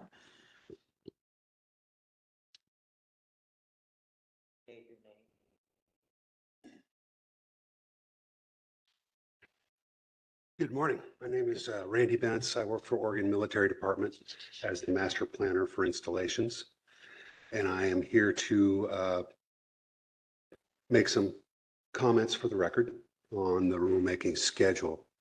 I'm here early in the process because we're looking at essentially Rule 241, the one that was discussed for the federal agency coordination. And we know that that's probably not going to come up for discussion until next year. But we wanted to put our marker down early. And I typically speak extemporaneously, but I've been asked to read some comments into the record. So the Department of Defense, through the Oregon Military Department and the Department of the Navy, has had a long and effective working relationship with Oregon Department of Energy. We have worked together and have consulted several times on proposed energy projects that have potential impacts on military training and operations. The Navy's Northwest Training Range Complex out of Whidbey Island and the Oregon Military Department's ground and air assets are critical to are a critical national asset that enables warfighters to prepare for real-world operations. The NWTRC includes training and testing ranges and training routes throughout Oregon and Washington, which are connected to the restricted areas over Naval Weapons Systems Training Facility in Boardman. Within Oregon, there are approximately 13,000 military personnel presently in this state, including the Army and Air National Guard. The Oregon Military Department manages and trains Oregon and Army Air National Guard and provides facilities and institutional support for them, and responds to the governor's orders during peacetime and during natural disasters. To sustain the military mission and associated required training, the military is dependent on the support and cooperation of land use authorities, and that includes ODO. We have worked with the Oregon state and county stakeholders for years in support of compatible land, air, and sea uses. Utilizing DoD funding, we recently completed a $1 million initiative to create an interactive mapping tool to facilitate notification and coordination with renewable energy and transmission stakeholders and associated qualitative assessments. This is known as the Oregon Renewable Energy Site Assessment, also by its acronym ORESA. And another initiative looking at potential location for transmission infrastructure in support of offshore wind in Southern Oregon and Northern California. In 2019, House Bill 2329 included notification to the DoD for energy projects permitted at the county level. This is good, it is necessary, but it is in and of itself insufficient, we believe. Notification by itself will not ensure early collaboration in favor of a win-win, nor are there any assurances of addressing any potential adverse impacts to national security. Currently, we don't have a rule or a viable process with ODOE to ensure early notification of the DoD for projects that are located in and around our critical training, testing, and operational areas. The lack of notification has in the past resulted in additional time, contested cases, and outright removal of a project during construction, as Todd mentioned earlier. With the vast majority of projects, the implementation of a viable early notification policies in coordination with the military ensures that future land uses are compatible with military operations while fostering renewable energy in support of state regulations and policies. The processes in place are ad hoc and create challenges with normal staff turnover, and they don't provide a clear and transparent coordination process. DoD is engaging early in this rulemaking because proper development of these processes is critical for ensuring the optimal balance between commercial development and military readiness. Compatible renewable energy development is critical to preserve military operational capabilities, safeguard our military missions, and protect the overall health, safety, and welfare of the public living near military installations or training in operational areas. And we do look forward to continued coordination with the Oregon Department of Energy and to include the federal agency's rulemaking that is currently docketed for 2025. So I thank you for your time, and I'll take any questions if you have some. Thank you. Councilmember Condon. Thank you, Chair Grail. Thank you for being here Yes. today. And I'm not really familiar with how the counties and state work together. So in your statement, I think you said in 2019, statute was passed requiring notification from counties. That we receive yes, that counties notify, I believe, I'm not sure how the chain works. I'll pass that one over to Todd. Excuse me, for the record, Todd Cornyn. The House Bill 2329 created sort of a carve out. So there were previously FSEC jurisdictional projects that changed the threshold that then became county projects. So there were then really three versions of jurisdiction. County projects that were smaller than the House Bill 2329 projects, those do not require notice to the DoD. Then there are the House Bill 2329 projects built into statute that requires those projects that fit within that subset do require, in addition to the DoD, other early notifications, including the Department of Energy. So that subset of bigger projects at the county level currently do obligate counties to provide that notification. Okay, so my follow-up. My question is really, so we're certainly reviewing our rules and doing rulemaking on this. I think you said that the requirement in 2329 was insufficient for the county. So how our rules don't impact the county.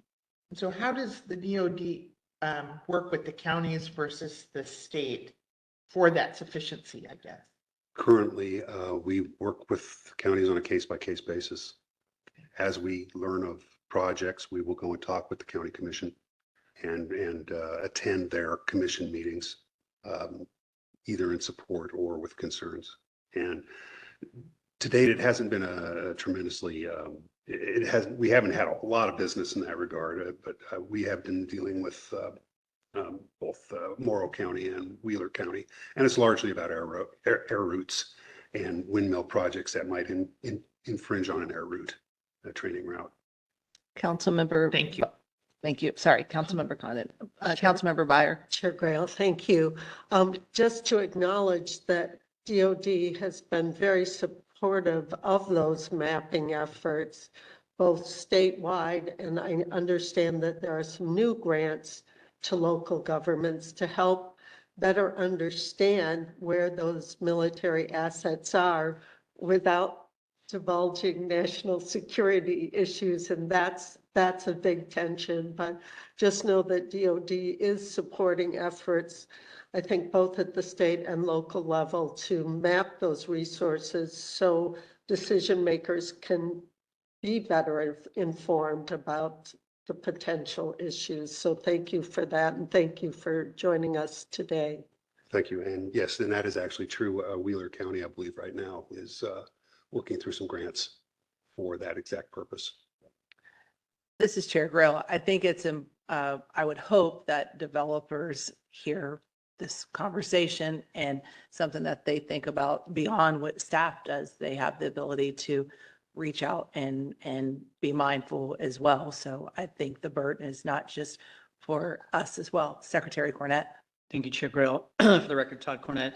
As was pointed out, the ARESA tool, was designed, it has a lot of other values, but the primary purpose, and the reason why the Department of Defense funded that was it did map those resources. It did provide information about those, or rather those assets on the tool.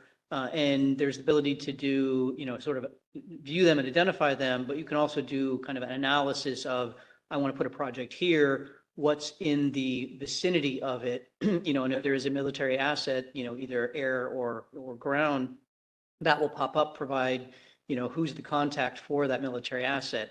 So, that in of itself, and it doesn't do everything, certainly, Right. but it was a lot to try to identify those and provide that early, communication. So hopefully, developers are using that, identifying that, having that early communication with the Department of Defense. As I said, we've taken that on our own sort of responsibility to make that, connection with the Department of the Defense. We've done that. We will continue to do that. As I said, we have no concern about this rulemaking. We staff are supportive of it whenever it comes on to essentially reflect what we already do from a non-regulatory standpoint, but make it a regulatory standpoint, whatever ultimately that ends up being. Thank you.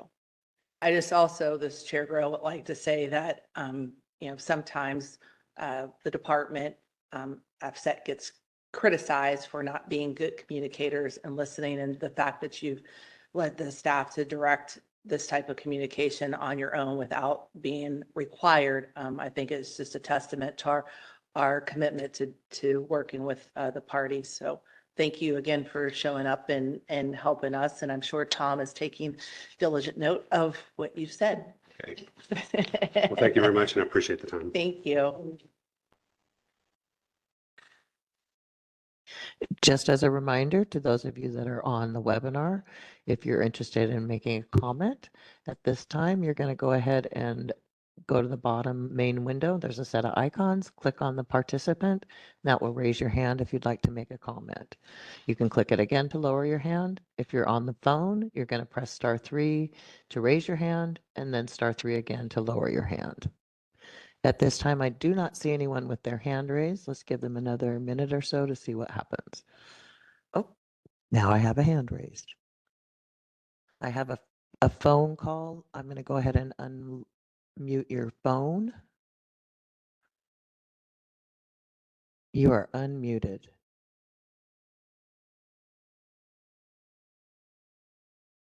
Do you hear me? We can Hello? hear you. Okay. This is Irene Gilbert, 2310 Adams Avenue, LeGrand, Oregon. And listening to the rule changes and updates that are going to occur, I think it is important to look at rules fairly frequently. And one thing I'd like to comment on, just in terms of rules in general, and that is FSAC does have, according to the statute, their role is to protect the citizens and the natural resources of the state. And I think that rulemaking should reflect that. And part of that should be considering the cost to the Oregon citizens.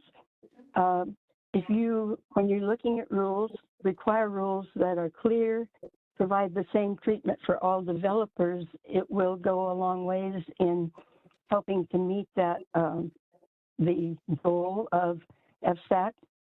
I have found that when rules are flexible and developers are giving what I would call a deal on mitigation or any kind of requirements, what it amounts to is someone pays.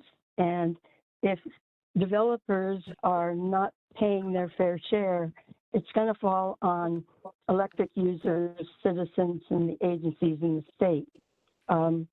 What is a given is that mitigation is never going to leave citizens or resources whole.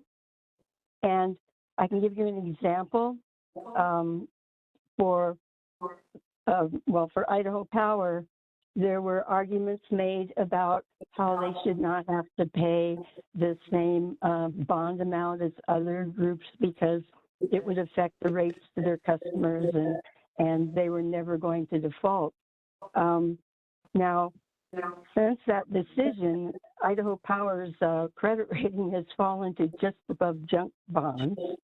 And part of the thing that really is somewhat irritating to me is Idaho Power has gone now to the PUC, and when I calculated the cost currently for Idaho Power's customers in Idaho and those in Oregon for 1,250 kilowatts of hours of power per month, and the cost for an Idaho Power customer in Idaho for a year was $1,320.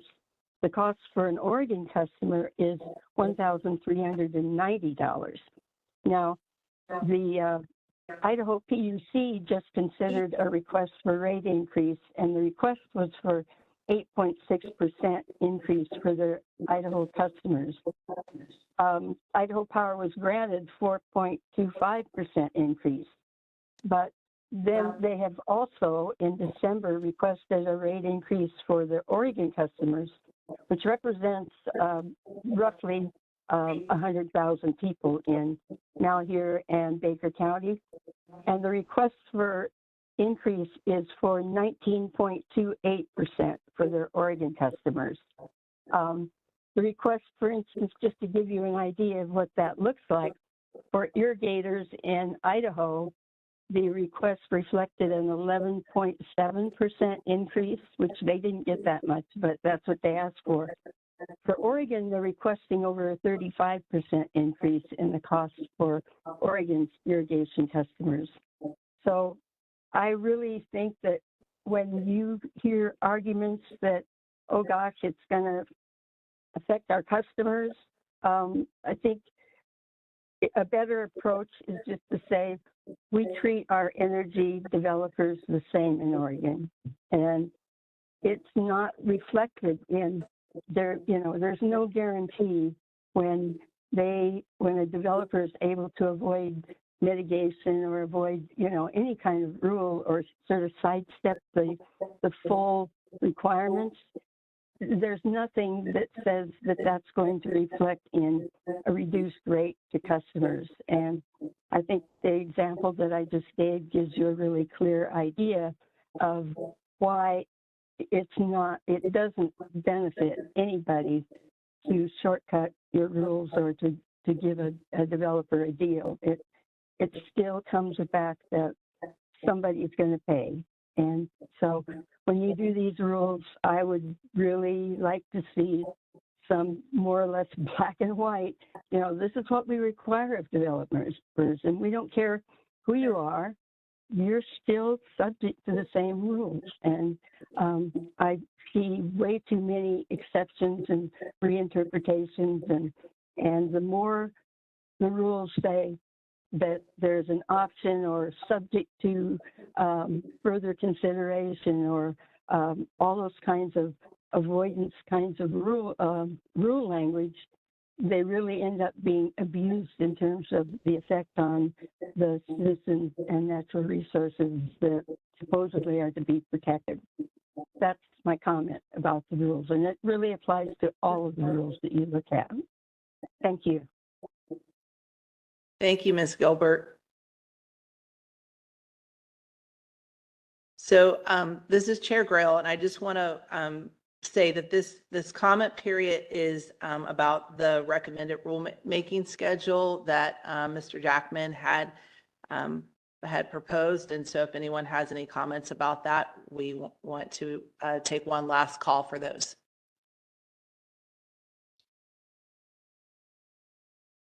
I'm looking at Nancy, and she's indicating there is no one else who wishes to speak. So Tom, thank you for spending the morning with us, and we will look forward to seeing you a lot this year. And I'll ask Mr. Cornett if he has anything else to say to close out this agenda item.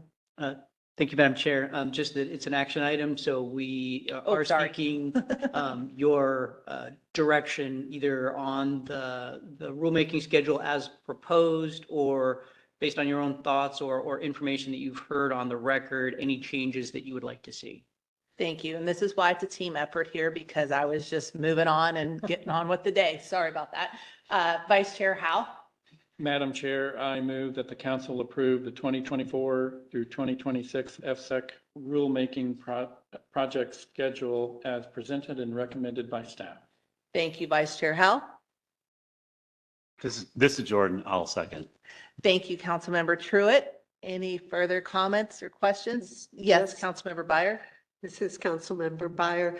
Just to remind Tom that he can come back to us as the schedule needs to change due to things that happen. This is an ambitious schedule. We appreciate it. We know there's a lot of work to be done, but just keep us informed if we need to modify things. Thank you. Thank you. Well, Mr. Secretary, if you will please call the roll. Jordan Truitt, Yes. Kent Howe, Yes. Cindy Condon, Yes. Ann Byer, Yes. Perry Chalktoot, Yes. Marcy Grail. Yes, Motion carries, Madam Chair. thank you. And again, thank you, Tom. All right. We are going to do the public comment period, then we'll be ready for a break. So we are on agenda item D. This is the public comment period. This time is reserved for the public to address the council regarding any item within council jurisdiction that is not otherwise closed for comment. So I'm going to look over at Nancy and see if we have anyone wishing to make public comment. Thank you, Madam Chair. At this time, I'll go ahead and remind everybody again how to make a public comment. If you are on the webinar right now, you can go ahead and click on the participant list, hover over your name, and then click the raise your hand icon to raise your hand. If you're calling in, you're going to press *3 on your keypad to raise your hand, and then when you are finished, you can press *3 to lower your hand. At this time, I do not see that anyone, oh, wait, there is one person with their hand raised now. Okay, thank you. You bet. This is a call-in user, and you are unmuted now. Hi, this is Irene Gilbert once again. Oh gosh, got a little flustered there just with the quick change here. I was just going to comment about. Hold on just a sec. See if I can get my words right.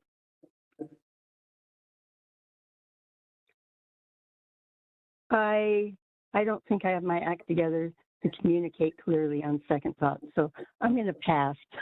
Thank you. Thank you, Ms. Gilbert.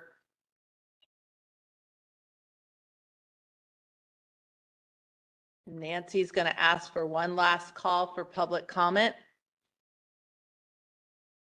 At this point, I do not see anyone with their hand raised. If you're interested in commenting, go ahead and raise your hand.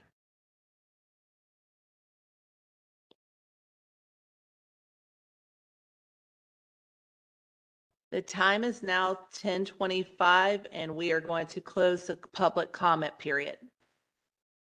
Okay, it is 10:25, and I'm sure everyone would like a break at this time. Is 10 minutes sufficient, everyone? So if we could please reconvene at 10:35, we are going to take a recess. Thank you.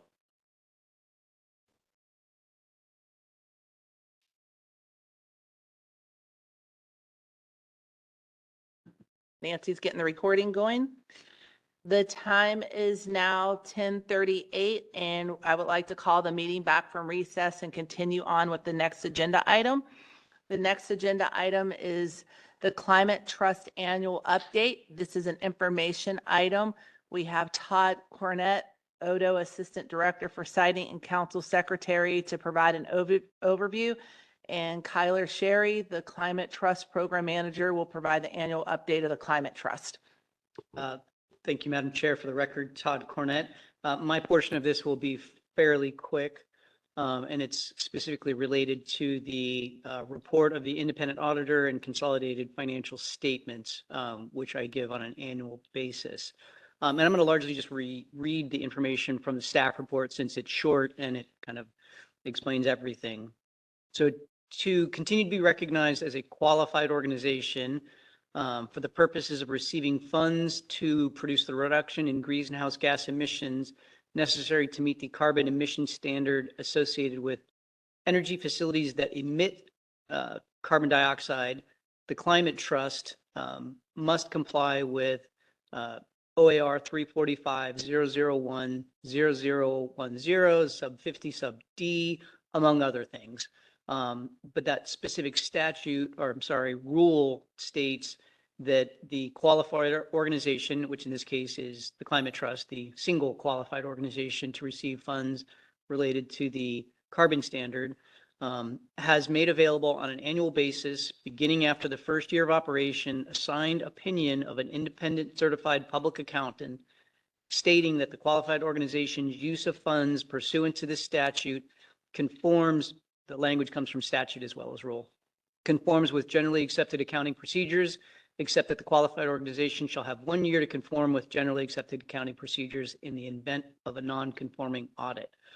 So as part of your packet, I included a staff report, which largely says what I've just read, but attached to that is the actual audit. And so particularly on page 1 of that audit, which was dated July 31st, 2023, and this is from Moss Adams, a public accounting firm. It states, in our opinion, the accompanying consolidated financial statements present fairly in all material respects the financial position of the Climate Trust and subsidiary as of December 31, 2022 and 2021, and the results of their operations and their cash flows for the years then ended in accordance with accounting principles generally accepted in the United States of America. So with that information, the report, that particular portion of the report continues to ensure that the Climate Trust maintains their statutory and rule requirements to continue to be a qualified organization. So unless there's any specific questions related to that, as I said, this occurs on an annual basis. I think it's important to provide this information to council to evaluate that and make sure they still meet that requirement, and they do. So unless there's any particular questions, I will pass the remainder of the presentation on to Kyler Sherry.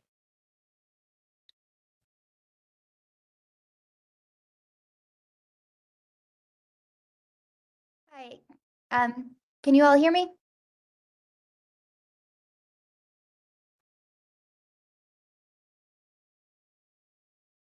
Yes, we can hear you. Okay, great. It's hard to tell. Awesome. Well, thanks for the handoff. Hi, everyone. I am Kyler Sherry.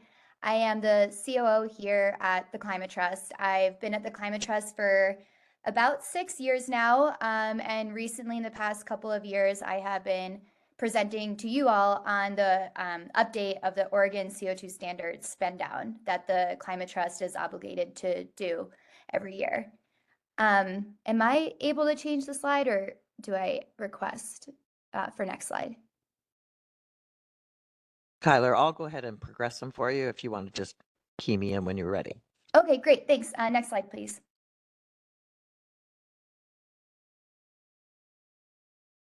So during this short time, I'm just going to give a brief overview of the Climate Trust and then an update on the voluntary carbon market and how the Oregon CO2 standards fits within the voluntary carbon market.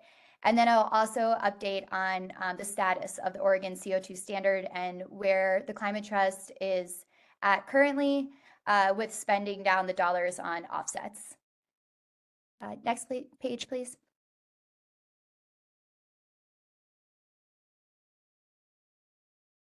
So the Climate Trust, we were actually funded in 1997 under the Oregon CO2 standard as the qualified organization to meet the regulatory requirements of the facilities. We are one of the oldest carbon offset entities in the country. And so back in 1997 and through today, we have really pivoted from piloting the market to now being an actively engaged in the market as a project developer and not only a financer and investor in carbon offset projects. Our focus today, since we have pivoted to be a project developer, is on 3 voluntary carbon offset sectors. Those are IFM, which is improved forest management. The way that those projects work is we work with landowners, private and public landowners, to change their forestry management to increase sequestration. We also work on reforestation projects, which has a focus on post-wildfire on tribal lands in the Pacific Northwest and then also in the Southeast. And then the last sector that we're really focusing on today is grassland conservation. So that is where we place a conservation easement on grasslands to avoid their conversion to development or cropland. We work in both the compliance and the voluntary carbon market. The compliance market is based in California with a link to Quebec, and then the voluntary market is robust all throughout the world, including the United States. To date, we have worked on 111 carbon offset projects, and we have provided $84 million in carbon financing to these projects. Next slide, please. So within the voluntary carbon market, and this is where the Oregon CO2 standard fits within, the registries are the governing bodies of a carbon market. The registries, this is who certifies the carbon offsets that are then supplied to the Oregon CO2 standard. And they are the ones who come up with the protocols to quantify emission reductions from different project types and the rules of the programs. The protocols that they developed are reviewed by third parties, and they do have a public comment process for the rules and updates. And Within all carbon offset project types, no matter the sector, there are 4 rules that apply to all offsets. And those are that offsets must be additional, they must prevent leakage, they must be permanent, and also quantifiable. So additionality, that means that the emission reductions are above business as usual, and without the carbon financing, like is supplied from the Oregon CO2 standard, the emission reductions would not have occurred. Leakage is when emission reductions occur in one area, you're ensuring that there's not an increase in emissions in another area. Permanent means that the offsets will last forever and there won't be a reversal. In some offset sector types, there is a risk of reversal, and so those projects do take a deduction in the amount of offsets issued from them. And lastly, the offsets must be quantifiable. So there must be high certainty around the carbon cycle of the project to ensure that the emission reductions are real. Next slide, please. So the registries that were just mentioned, there are 3 main registries that the Oregon CO2 standard has received offsets from. Those registries are Verra, which is the largest registry in the world, but they also have a United States focused, the American Carbon Registry, and the Climate Action Reserve. That is where the majority of offsets come from for the Oregon CO2 standard. And then the other large carbon market is the compliance market, which can supply offsets to the voluntary market, but they are not allowed to supply offsets to the Oregon CO2 standard. Next slide, please. I put this slide in here just to show all the stakeholders that are involved in the Oregon CO2 standard and carbon offset project development. The voluntary carbon market is rapidly growing on the supply and the buy side of offsets. And what this has resulted in is more higher quality offsets, but it's more competitive to purchase those. The end result, though, of this is good for the market. It means that we are achieving more greenhouse gas impact than we have been in the past. So the dollars supplied to a carbon offset project, they go to the project owner, which can be a landowner, easement holder, so that would be the landowner who is encumbering their land through a deed, or a facility owner, which could be a business, a utility, or also a dairy operation owner.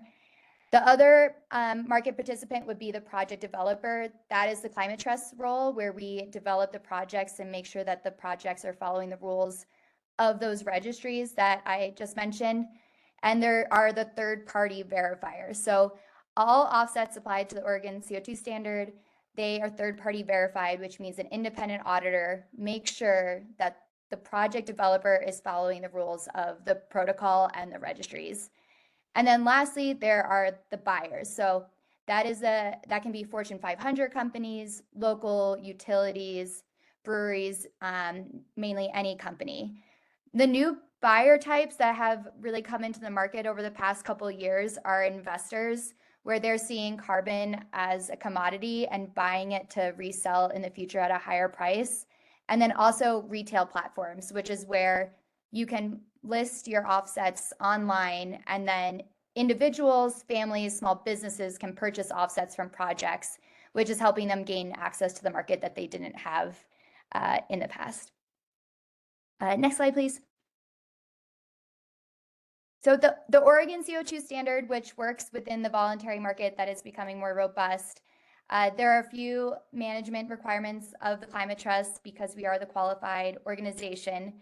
We must commit 60% of offset funds within 2 years of a facility's construction start date, and we must spend no more than 20% on management. That 20% on management that we use, that goes to the contracting to purchase the offsets, the paying for the offsets issuance and retirement, and then also the staff time to go through the process of evaluating the projects that we are going to supply to the program. In terms of reporting requirements, we must submit a 5-year report every 5 years. That next report will be in 2024. And we must supply annual facility status reports many of the facilities at this point in time have fulfilled 100% of their obligations, so we are down to limited reports every year. Next slide, please. So the last year, in 2022, the spending summary, we obligated and retired $1.9 million worth of offsets to the program. That equaled 146,000 offsets from an Arbor Day forestry project. The goal of the program is we will spend the last dollar in 2026. When deploying dollars from the program, we look for high quality offsets with a focus in Oregon and the Pacific Northwest. To date, the Oregon CO2 dollars have supported 23 Oregon-based projects. Oregon as a state and whole has a limited amount of carbon offset projects. While it is growing, many of them won't be online until after 2026. At the end of 2022, we did identify a Oregon-based IFM project that in 2023, we allocated $3 million to spend on offsets. And that will be in my next update after the audit is finished and how we spent those dollars. And in 2022, we received 2 true-up payments, one from PGE Carty and Northwest Natural Miller Station, and we have hit our obligation of committing 60% of those funds. Next slide, please. So this slide is just showing where we were at the end of 2022. So you can see in unobligated cash, there was $5.4 million in unobligated that will be spent by the end of 2026. And in 2023, the majority of that was spent and obligated to the new Oregon forestry project that is in development. And then also you can see that we have in that second column met our commitments for many of the programs at this time to date. So those numbers will be down more when I give the 2023 update. Next slide, please. Great. I included this slide. I wanted to show just changes in carbon pricing over time. The voluntary market has rapidly grown, and so has prices, particularly for nature-based climate solutions. It's a little difficult to track carbon offset pricing just in the United States alone. Many reports are based worldwide. But in the US now, we're seeing US forestry-based and nature-based projects in the high teens. And another update that has changed in the voluntary carbon market is offsets are now divided into 2 classes. They're called removal credits and reduction credits. Reduction credits are avoidance, so you're avoiding an emission from happening. And a removal credit is an increase in carbon sequestration, so you're taking carbon out of the atmosphere. Those removal credits are valued even higher than the reduction credits, so those ones from the forestry sector are now being traded in $25 or more at this time. The main drivers of carbon pricing are project types and the co-benefits of the projects, but also location. And that is why we see a lot of demand for projects in the Pacific Northwest and California, because there are so many large tech companies and other companies based out of those areas who want to supply carbon dollars to local projects. Next slide, please. And the other big change the past 2 years in the voluntary carbon market is there are a lot more standards being developed. So these are overreaching standards. They're the Integrity Council for Voluntary Carbon Markets, the Task Force on Scaling Voluntary Carbon Markets, and the Voluntary Carbon Market Integrity Initiative. And what these organizations are doing is they are coming up with standards that those registries, the governing bodies, are all supposed to review and adopt. And the hope is that it increases transparency for buyers or end users like the facilities, so that when you receive an offset from American Carbon Registry or Climate Action Reserve, you know that both of those offsets are following the same set standards of rules. Next slide, please.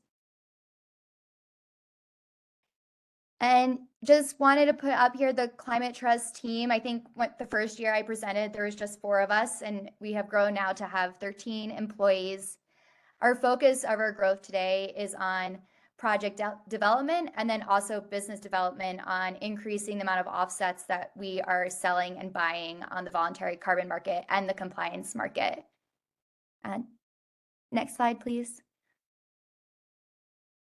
And lastly, I put up the board of directors up here. We have from FSEC, Brad Hunter and Cindy Condon, and Terrence Chapman is the site certificate holder. This group, within this group of board of directors, we do have a risk committee.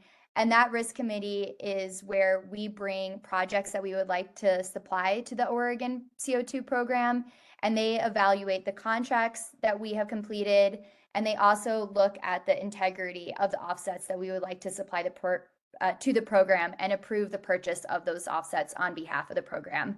After the risk committee, the full board then votes on the contracts for us to purchase offsets to supply to the Oregon CO2 standard. And next slide.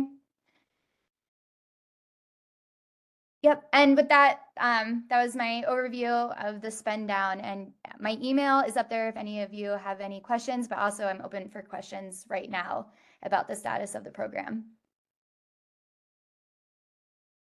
Thank you for your presentation. We have Councilmember Condon with a comment or question. Thank you, Chair Grail, and thank you, Kyler, for presenting.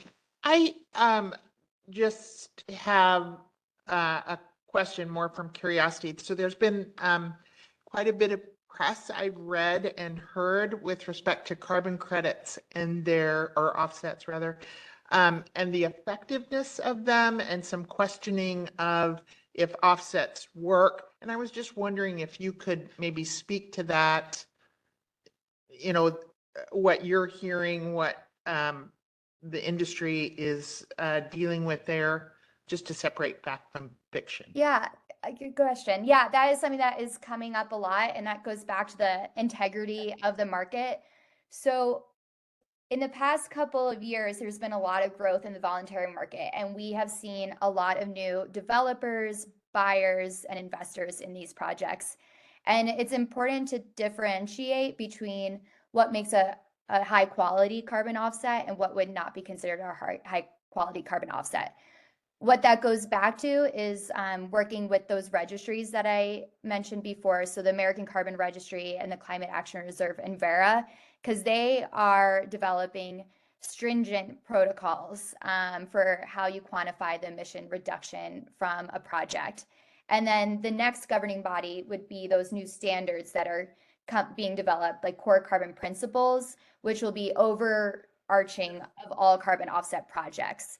I think a lot of the press that is the articles that are being mentioned today, a lot of the offsets that they are looking at are not registered under one of those governing bodies or under one of those standards. So that's the difference, is for buyers to be aware of if you're looking at an entity and in-house, they are doing it all. So they have their own protocol, they have their own project type and their own registry.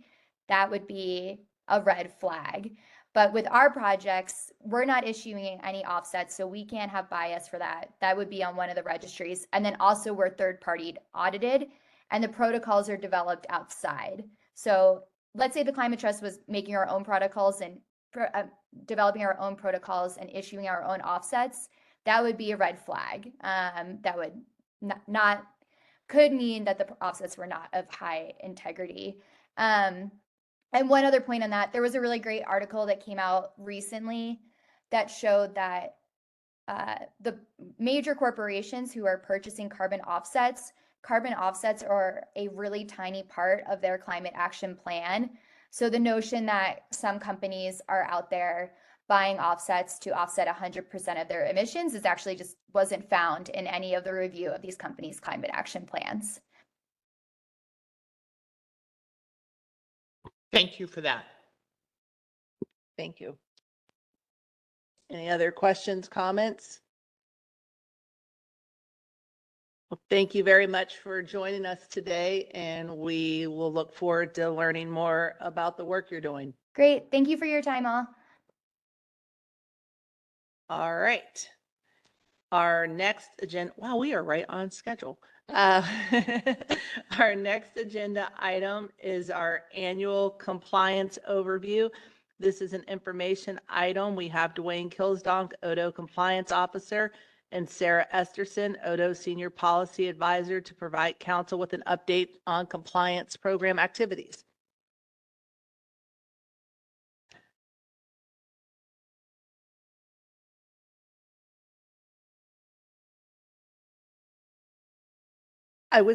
Thank you.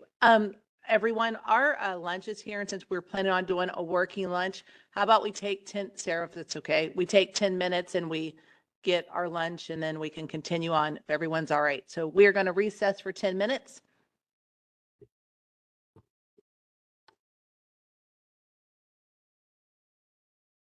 Okay, the time is now 11:10 and we are going to resume our meeting. We have the annual compliance review, agenda item F. Dwayne Kilsdonk, Odo Compliance Officer, and Sarah Esterson, Odo Senior Policy Advisor, are here to provide council with an update on compliance. Good morning.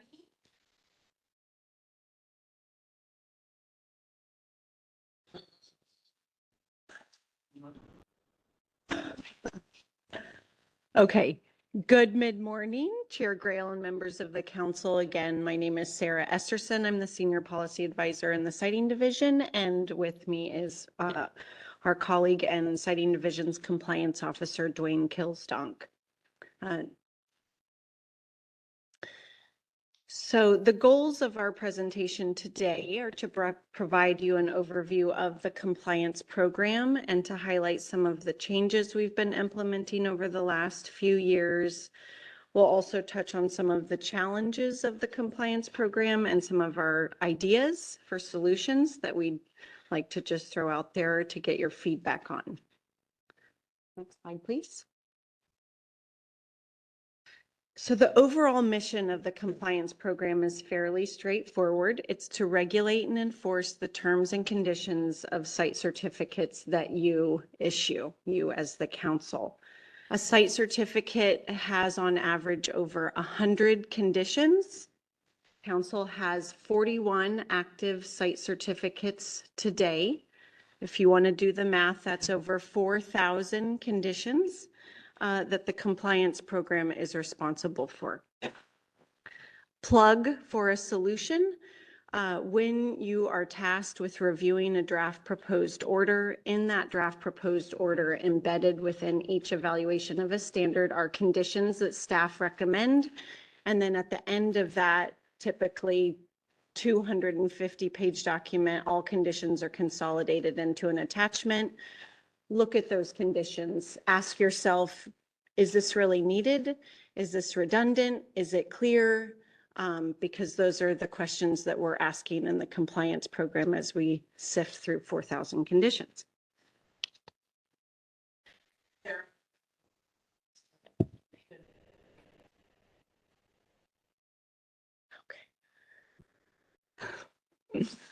Okay. Okay, so site certificates contain requirements that apply at different points in time. Those points in time are pre-construction, construction, and operation.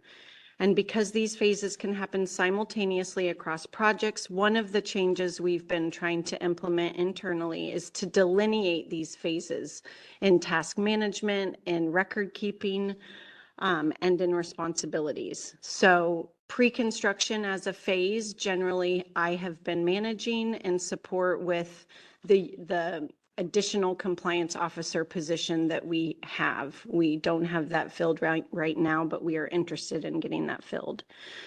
The next phase is construction.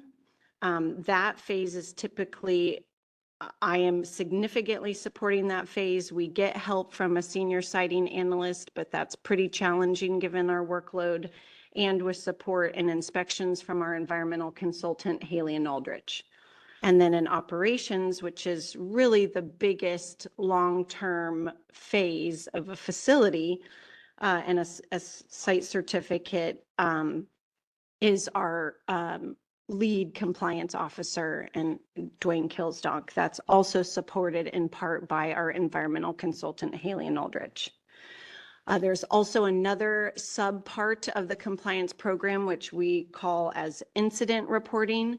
This is difficult to predict, but it's a requirement in rule and often in site certificates where a certificate holder has to report an event like a fire or equipment malfunction that resulted in an environmental impact, like a spill or an explosion, worst case scenario. And then we track that. We evaluate whether we think it is an issue of noncompliance or just limited to an incident. Either way, depending on the significance, we track remediation of the issue. Chair Grill. Yes. Sarah, thanks. Quick question. Under the construction phase, are they complying with local building permits, or is that really not even a review that they do? It's more of an FSEC review. So electrical and building code and associated permits are outside of FSEC jurisdiction. Right.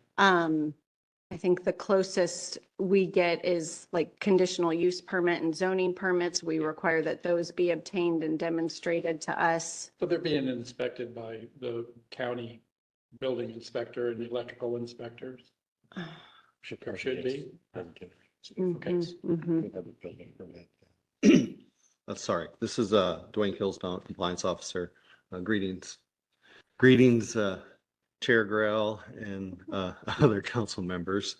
Yes, so Carty Generating Station, when they built their little, they built a maintenance building and office space, both. They did have their building permit and they had it inspected. And then all of a sudden they had their electrical permit that was, that they came on site and inspected. So both those were outside, or the county inspectors. So yeah, they get that inspection as well. Yeah.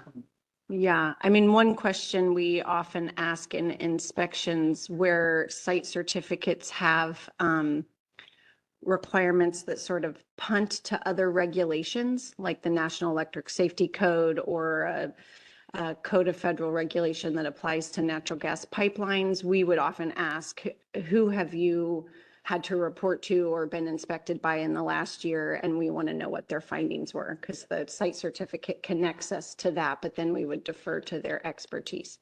But then like building and electrical codes, I wouldn't ask, we wouldn't ask, have you been inspected? But it certainly is good to know when we hear about it, to know that there's eyes on that.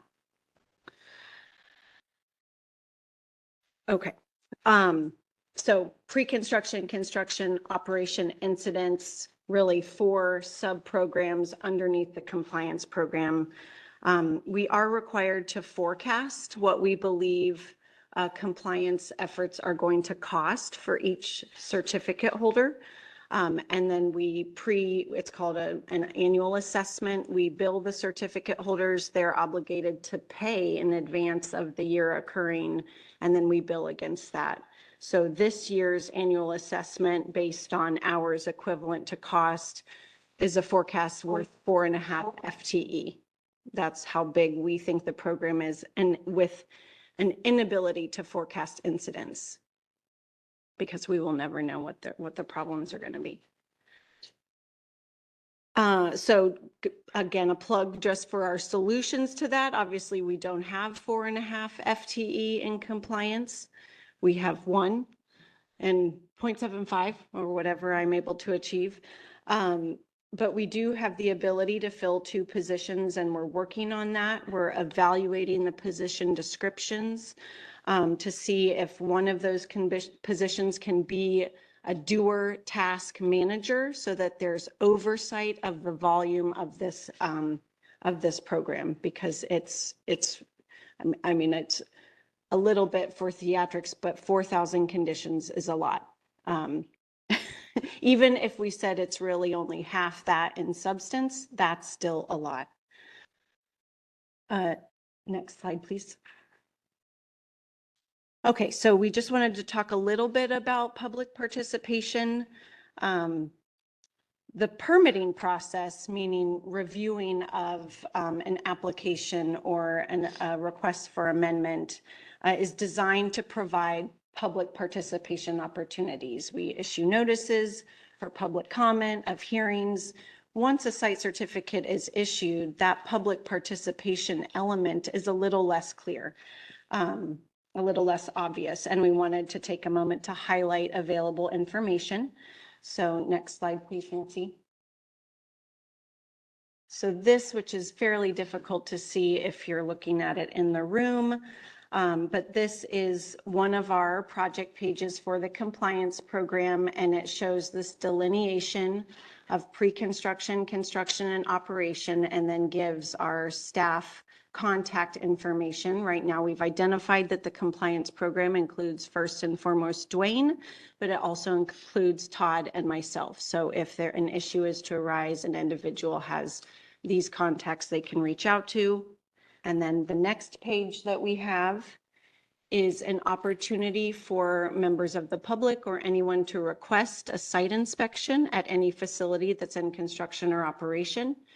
So this page includes a link to a form that can be printed or emailed. And then the next page is an electronic form that an individual can fill out and submit directly. And this is if, you know, there's a complaint or a concern, they can submit this form. And we really don't get very many of these. I would say on average 1 to 2 a year. And each time, again, we don't forecast a request for inspection. And when we get one, it's kind of a big deal. And it takes a lot of time to sort through. So that's that. Okay. Councilmember Condon. Thank you, Chair Grout. Quick question. So if I wanted a site inspection, I'm new to the process. Where would I go? Where do I go to the FSEC website and then drill down? Will you go back? Yeah, so it's kind of difficult, but we have this. Can we make that as big bigger? as possible? Like, it's right now, I think at 58%. Can we increase it?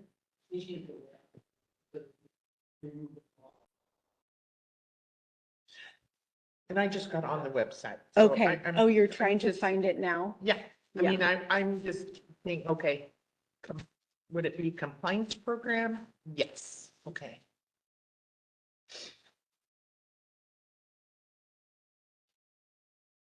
So I would need to know, if I want an inspection, I go to the compliance program. I'd probably call the department, I suppose, and they'd say, go to compliance. You could do that, but even so, if you're in that drop down on the left-hand side, it goes compliance program, then underneath that is site inspection request. Yep. And then underneath that is form. So if you click on compliance program,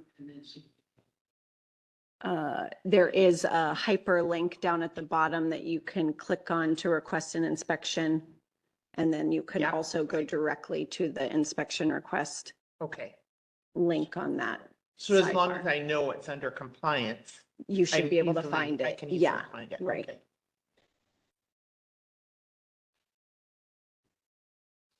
Okay. Okay. Thank you. Yes. Bill, Go ahead. excuse me, Secretary Cornett. Yeah, so we try to make it relatively obvious, you know, there'd probably some navigation around to find that. But if somebody has a question, they can always contact, you know, staff, and then we can direct them to that. Yeah, and I just wanted to point out, you know, it's what we hope is that an individual can identify the condition that they think is in violation. That's not going to happen. It's more like here is a concern they're seeing, and then we typically have to figure out how does that fit in with one of the hundreds of conditions, and it's challenging. But sometimes it lands in a significant concern where we've issued a notice of noncompliance and gotten DEQ involved, and other times it's just not connected. And a follow-up, so a while back, there was a complaint, and I think a request for inspection from some adjacent property owners for dust. Would that have come in? Has this been available for a long time, or? Secretary Cornett? Yeah, for the record, Todd Cornett. I'd have to go into the Wayback Machine. It has been available for some time. I would say at least 6 or 7 years is probably the ballpark. I mean, the ability has always been there, or has been there for a long time in rule. But about 6-ish years ago, we created the link on the website and created a form for people to fill out. Prior to that, somebody would have to either call and ask or know to go looking in the rules. So it was much less obvious at that point in time. So like I said, we've tried to make it obvious, or at least much more obvious than it previously was. Thank you. Okay. So next slide, please. Perfect. So as I mentioned, to date, council has 41 active site certificates. The council has issued more than that over time. Just a handful have expired or been terminated or withdrawn. So I'll now hand it over to Dwayne to go over the breakdown of facility type and status. For the record, Dwayne Kilsdonk, or Compliance Officer for the department. So I'm going to start out with basically telling you how many facilities that we have. You can obviously read this, but I'll go into a little bit more detail.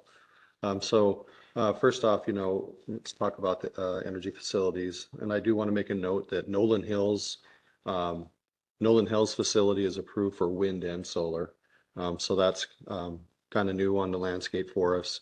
The department has 41 energy facilities that have been issued a site certificate and is under the jurisdiction of the Energy Facility Council. 15 total wind farms, 12 operating, 2 approved, but not under construction. And that'd be Nolan Hills and Nolan Hills Power and Wheat Ridge Renewable Energy Facility East. We have one facility under construction, and that is Summit Ridge. Let me see, hold on a second here. And that's Summit Ridge. Construction of the remaining facility components for Summit Ridge must be completed by August 19th of 2023. So either they have to come in and amend their site certificate, or they have to start construction. The last one facility is the Wheat Ridge East. That facility is approved but not under construction. Maybe this year, 2024.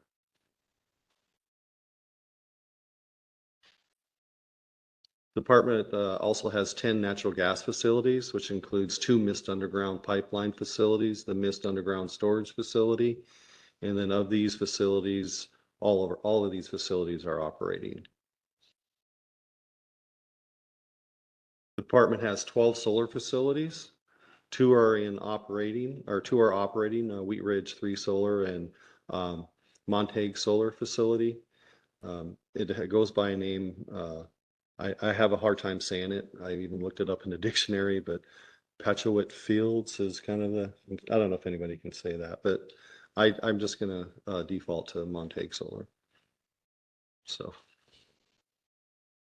yeah, we have 8 facilities that are approved but not under construction. Did I miss something? Oh, we have two that are under construction: Bay Coven Solar and Daybreak Solar projects. 8 solar facilities are approved but not under construction. The 8 would be Boardman Solar Energy Facility, Madras Solar Energy Facility, Oregon Trail Solar Facility, Obsidian Solar Center, Sunset Solar Project, Oregon Trail Solar Facility, Sunset. I already have Sunset. So West End Project, Carty Generating Station has a 50 megawatt solar facility that's been approved but not under construction.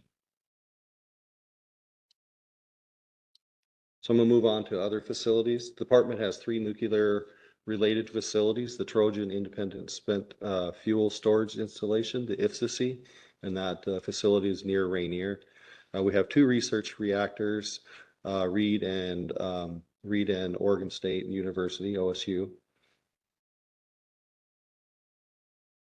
Also under other facilities is a 51.25 megawatt steam generator. And that's in the middle of a paper mill, and it's in Springfield Utility.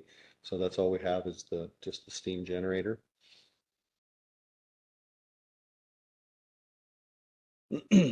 Also, we have one ethanol plant that produces 44 million gallons of ethanol each year.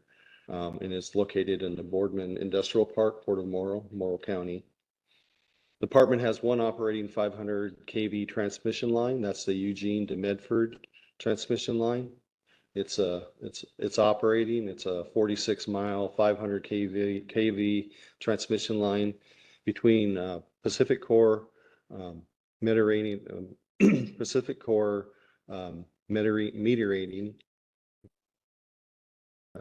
Pacific Core substation near Medford, and then Pacific Core Spencer switching station south of Eugene. So that's the two meetup and endpoints. Chair Graham? Yes, Can I Councilmember ask Byer. a quick question? How do you track amendments? Many of the things that have been constructed, especially wind, they're putting in new blades and things. How do you track those? They would have presumably new conditions and would add to your workload even though they've already been approved. So usually when we do our kind of our first assessment of going on site to do inspections, we find the major conditions that we want to review or any other materials we want to review.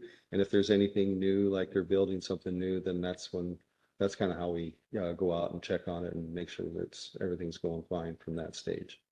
Thank you. Secretary Cornett.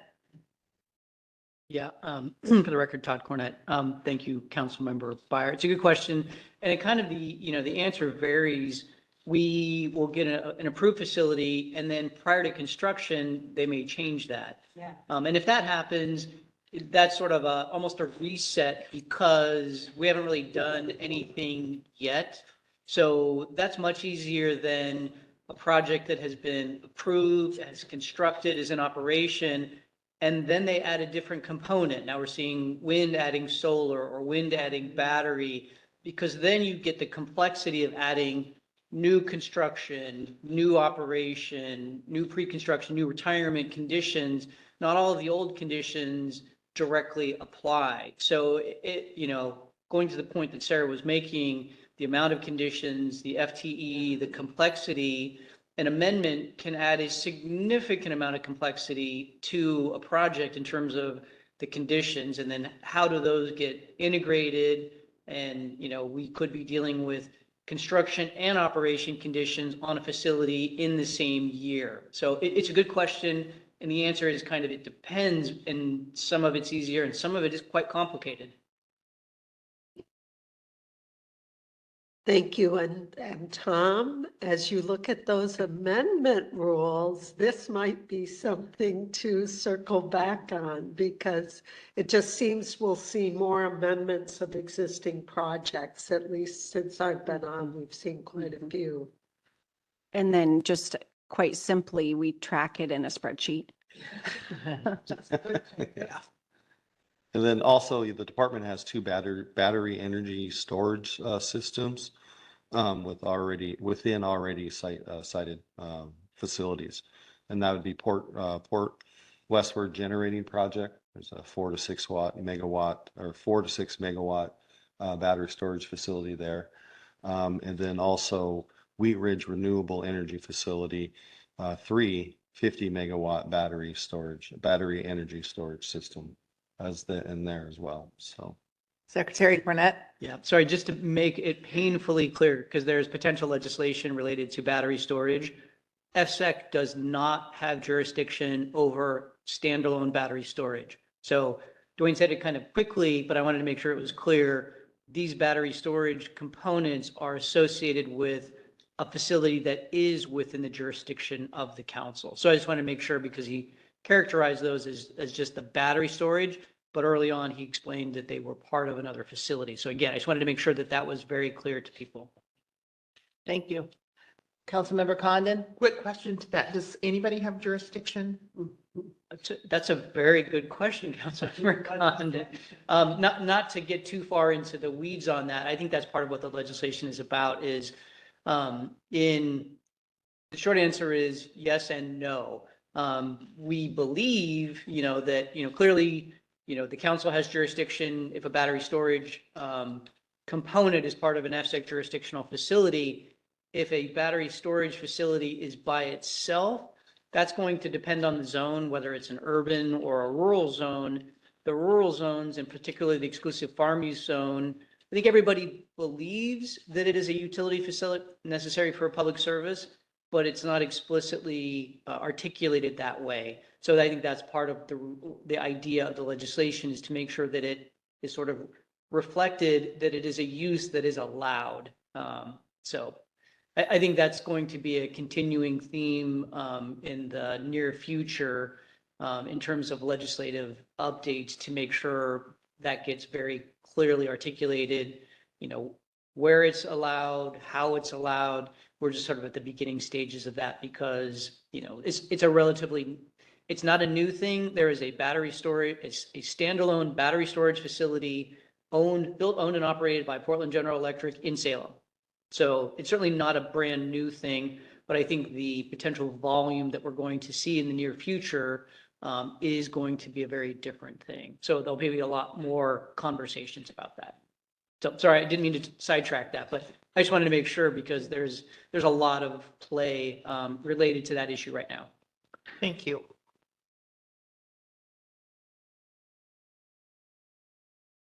Next slide. Okay, so I am going to go over a little bit about the scope of the sub-programs of pre-construction, construction, and operation, and then we'll hand it back to Dwayne to talk about the fun stuff. So the first step after a site certificate is issued for a certificate holder is to satisfy all pre-construction requirements, or all those that apply to a phase if a developer has decided to develop a project in phases. The pre-construction step is incredibly challenging for many reasons. A few, just to give you a sense, are that conditions and mitigation plans are technical, they're detailed, they're complicated. It often necessitates a familiarity with the council's final order and even the record. And that is like Odo FSEC speak. That is not everyone speak. So it is difficult for new individuals that are stepping into the process once that site certificate is issued. And that's exactly what happens. It's the permitting team is not the construction team, is not the operations team. Sometimes there is a bridge depending on how the developer entity is set up. And there's a lot of movement going around. So we're not, people that have been players with certificate holders that we deal with all the time, like NextEra and Avangrid, are seeing a lot of turnover. So we're having to, kind of retrain all the time of what this really means. So that piece of there's new different people involved is a challenge. And even for us, I mean, we hand it over to people that weren't involved in permitting, and it's not easy for that translation. And then, many site certificates have an allowance to do pre-construction in phases to align with how it's actually built, especially as projects are getting bigger and bigger. They're not, and we don't want them to. We don't want a solar project to go out and grade and develop 4,000 acres in 3 months. We want that to be spread out the impact across the board. But that means that pre-construction compliance happens in waves, and each time it might be varying degrees of adequacy and accuracy given what we believe the conditions require. Only fun. So our typical forecasted cost for pre-construction for any site certificate is about 400 hours, which is like 4 to 6 months of full-time work. And if there's more than one project at a pre-construction phase, that 4 to 6 months becomes like 8 months, because you just can't handle the volume. Things are spread out and we lose efficiency. So typically, once we're in pre-construction, how it starts is that a certificate holder contacts the department and it lets us know ideally 6 to 12 months in advance of when they think they're going to mobilize. We assign a staff as the point of contact, and we have been setting up monthly phone call check-ins, if not in-person meetings with them to go through conditions, condition requirements, where they're at. There's a lot of work that has to be ironed out at that phase. It is, and we've built into the conditions like that the department has to approve. So, and that's not a checkbox approval. It's we're approving something substantive that wasn't figured out in the permitting process. So it's quite detailed and requires a lot of coordination. Typically, we've interwoven other agencies to help in that review approval. ODFW is the obvious. A lot of times the local government, the special advisory group entity, and Dogami are standard agencies that we build into that process. Takes time. So just a couple of examples. I have more listed on the slide than I'll go into, but of conditions that we're evaluating at pre-construction compliance. One of our favorite and applies to every developer is the decommissioning bond. And that condition, if you're familiar, I mean, is typically a half a page long. Makes sense to everyone, right? But it doesn't. And so where the council would approve the methods for estimating that decommissioning estimate and the unit costs. And so really all that is supposed to happen at pre-construction is you can adjust the number of components. If you don't build battery storage, you don't have to pay for it. If you don't have 100 wind turbines, you only have 41, you can adjust that. Well, what ends up happening is a complete redo of the decommissioning estimate, and you're like, what is going on here? That's not right, go back. And then maybe they would say, well, can we do bonding in phases? And so you're working out like, no, all you can do is update the number of components and we will confirm inflation. And then, oh, by the way, you have to use a council approved bond or form or financial institution. Maybe then they need to pitch a new institution or bond form changes. And 3 months later, we might get through this condition. So that times 40. Anyway, so that's just one example. There's, every substantive pre-construction condition has a lot of back and forth and review to get it where it's at. Rarely do we have an instance where what we get is what it's supposed to be and we can move forward on that day. Okay, so facilities, I believe the next slide, please. Thank you very much. So facilities that are currently in this amazing pre-construction phase are the Boardman to Hemingway transmission line, which I believe everyone's familiar, but that is a 500 kV transmission line that council has approved. It extends across 5 counties, Umatilla, Union, Baker, Malheur, and Morrow County. So it's incredibly complicated to do pre-construction compliance for a project of this size while at the same time processing requests for amendment too. That's interesting, but we're actually experiencing it on more and more projects where they just need approval of changes while at the same time wanting to move forward on another arm. And then the other project that's in pre-construction is the Madras Solar Energy Facility. That's an approved 60 megawatt solar in Jefferson County. Both of those projects, I shouldn't talk, anyway, I won't. I'll tell you about that on the next slide.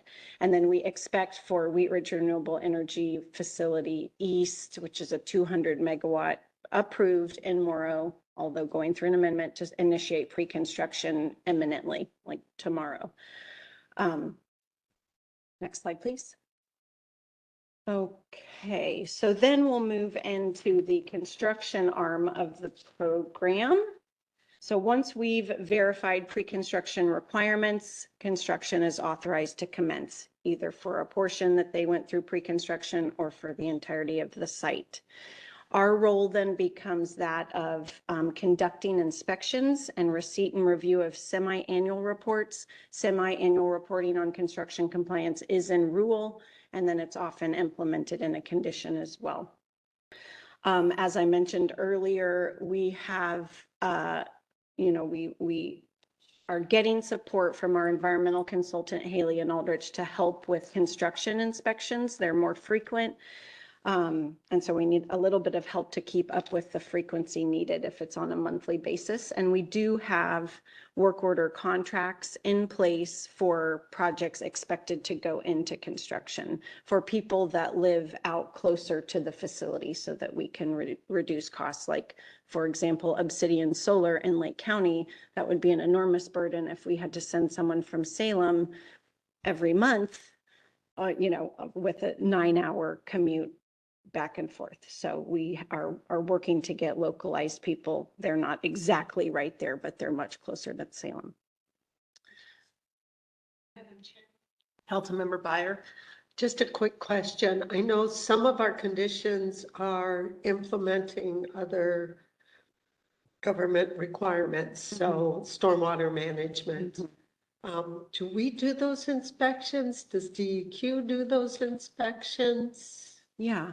So I think what you might be referring to is where we have conditions that require compliance with the 1200C stormwater permit. And so I believe we view the role of FSEC adopting that condition as a site certificate requirement to be different than what DEQ's federal permit requirements are covering.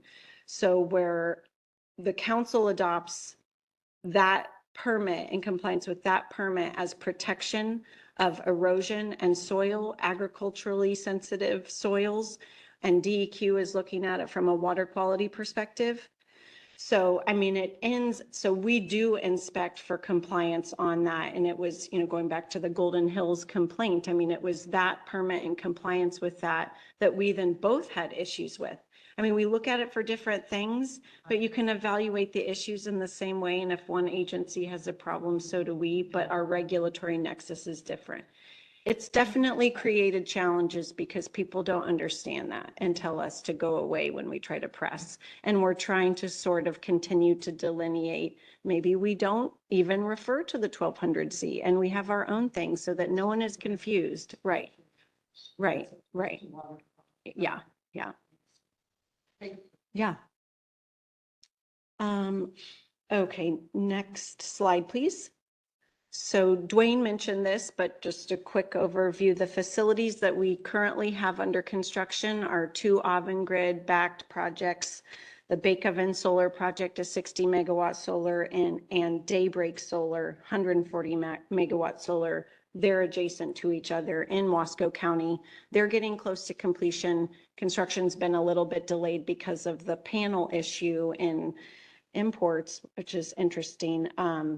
But we've generally been having our consultant conduct monthly to every 2-month inspections out there to keep an eye on what's going on and reporting back. And then we issue inspection reports. And then the other project that is it's quote unquote in the construction phase is Summit Ridge Wind Farm. They initiated construction several years ago on like a small phase and then never moved forward with anything else, but it forever lives in this phase until something else happens. We anticipate 3 projects moving into the construction phase this year, which is the Boardman to Hemingway transmission line. That would be about a 2-year construction duration. The Madras Solar Energy Facility, about a year. And then Wheat Ridge Renewable Energy Facility East, again, about a year. So it's a lot, it's fast. I'm scared. Okay, and then next slide, then moving into the longest lasting phase of a site certificate is the operational phase. It has a similar scope as construction. What we do once a facility is in operation is our role becomes receipt and review of annual reports. Those come in on April 30th generally, and they are intended to have a complete evaluation of compliance of the prior operating year with all applicable O&M conditions. We schedule and implement site inspections, we conduct the inspections, and then we track and enforce remediation and, plans that have come from non-compliance, findings of non-compliance. There's 28 operating facilities, 28 site certificates that are basically Dwayne's responsibility to monitor and track. And you know, I mean, basically a facility takes us about 2 to 4 weeks to get through. So if you do the math with 52 weeks a year, Dwayne can never take any vacation. Which is not true, but it's just it's a very big scope of work there. And then so some of the issues that we've been working through that we have brought to council meetings, I believe in secretary reports, we tell you of incidents and of findings of noncompliance. Just to highlight those that we've identified in the last year are failures to control noxious weeds on these big sites, failure to implement habitat mitigation plans in a manner that achieves habitat enhancement, non-compliance with long-term raptor nest monitoring requirements, and then two others, failure to ensure that all equipment is locked to preclude access by the public, and failure to have adequate turbine aprons. I'll let Dwayne talk more about that, but that's important for many reasons. Fire in particular, and catching of oil spills that could happen. Chair Carroll. Councilmember Condon? Thank you. I think you just said on the annual reports are all due on April 30th. Mm-hmm. And I don't know that it would be helpful, but would it help if those were staggered Yeah. Throughout the year? Yeah, and that April 30th date is in rule. It's in our Division 26 rule. We have to stagger review of them. So that's kind of how it ends up happening. And it's, you know, another maybe rule thing, but it's like reporting of the prior year. So it is a challenge. I mean, once we finally get to some of and we prioritize them based on age of the facility. Those, you know, if you're 10 years and younger, you're still trying to achieve mitigation. So we want to focus and prioritize, are you going to be able to do this the way you're supposed to?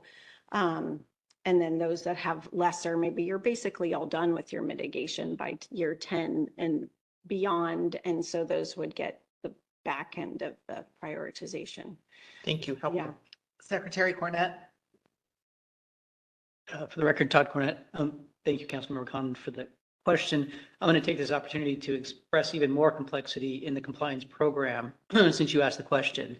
So, you know, think about it. If, you know, an incident occurred on the facility that, or maybe some, you know, some change that they don't think requires an amendment or is an incident could occur in January of a year, they're not going to report that until April 30th of the next year. And it could be 6 months until we're really kind of getting into that issue. So there can be a very big lag time. We have competing timeframes which create more complexity. So that's one of them, you know, that April 30th, they have to report for the prior calendar year. We talked about the assessment. The assessment is done on the fiscal year. So the assessment is done based upon the expected amount of work for the next fiscal year. And then I'm sorry, is that our fiscal year or their fiscal so year? July 1st through June 30th. Thank So you. we basically tell them within that time frame what we think the costs are going to be associated with the compliance. And then we have the practicality of sometimes we have fire events which make it difficult to conduct inspections. We have weather events such as we did recently. So you have these sort of three competing timeframes that really make it challenging to be timely to review these things, to review these reports and evaluate these issues, you know, and then to deal with them. Now, they do have, as Sarah talked about, you know, incident reporting requirements. And so hopefully anything of more significance is reported to us and we're evaluating it. But if they believe something is less significant, you know, and hopefully it is, but if we don't agree with that, and maybe that triggers an amendment or triggers a more significant evaluation, there can be a real length of time before that gets evaluated. So that's just inherent to the way that the system is designed.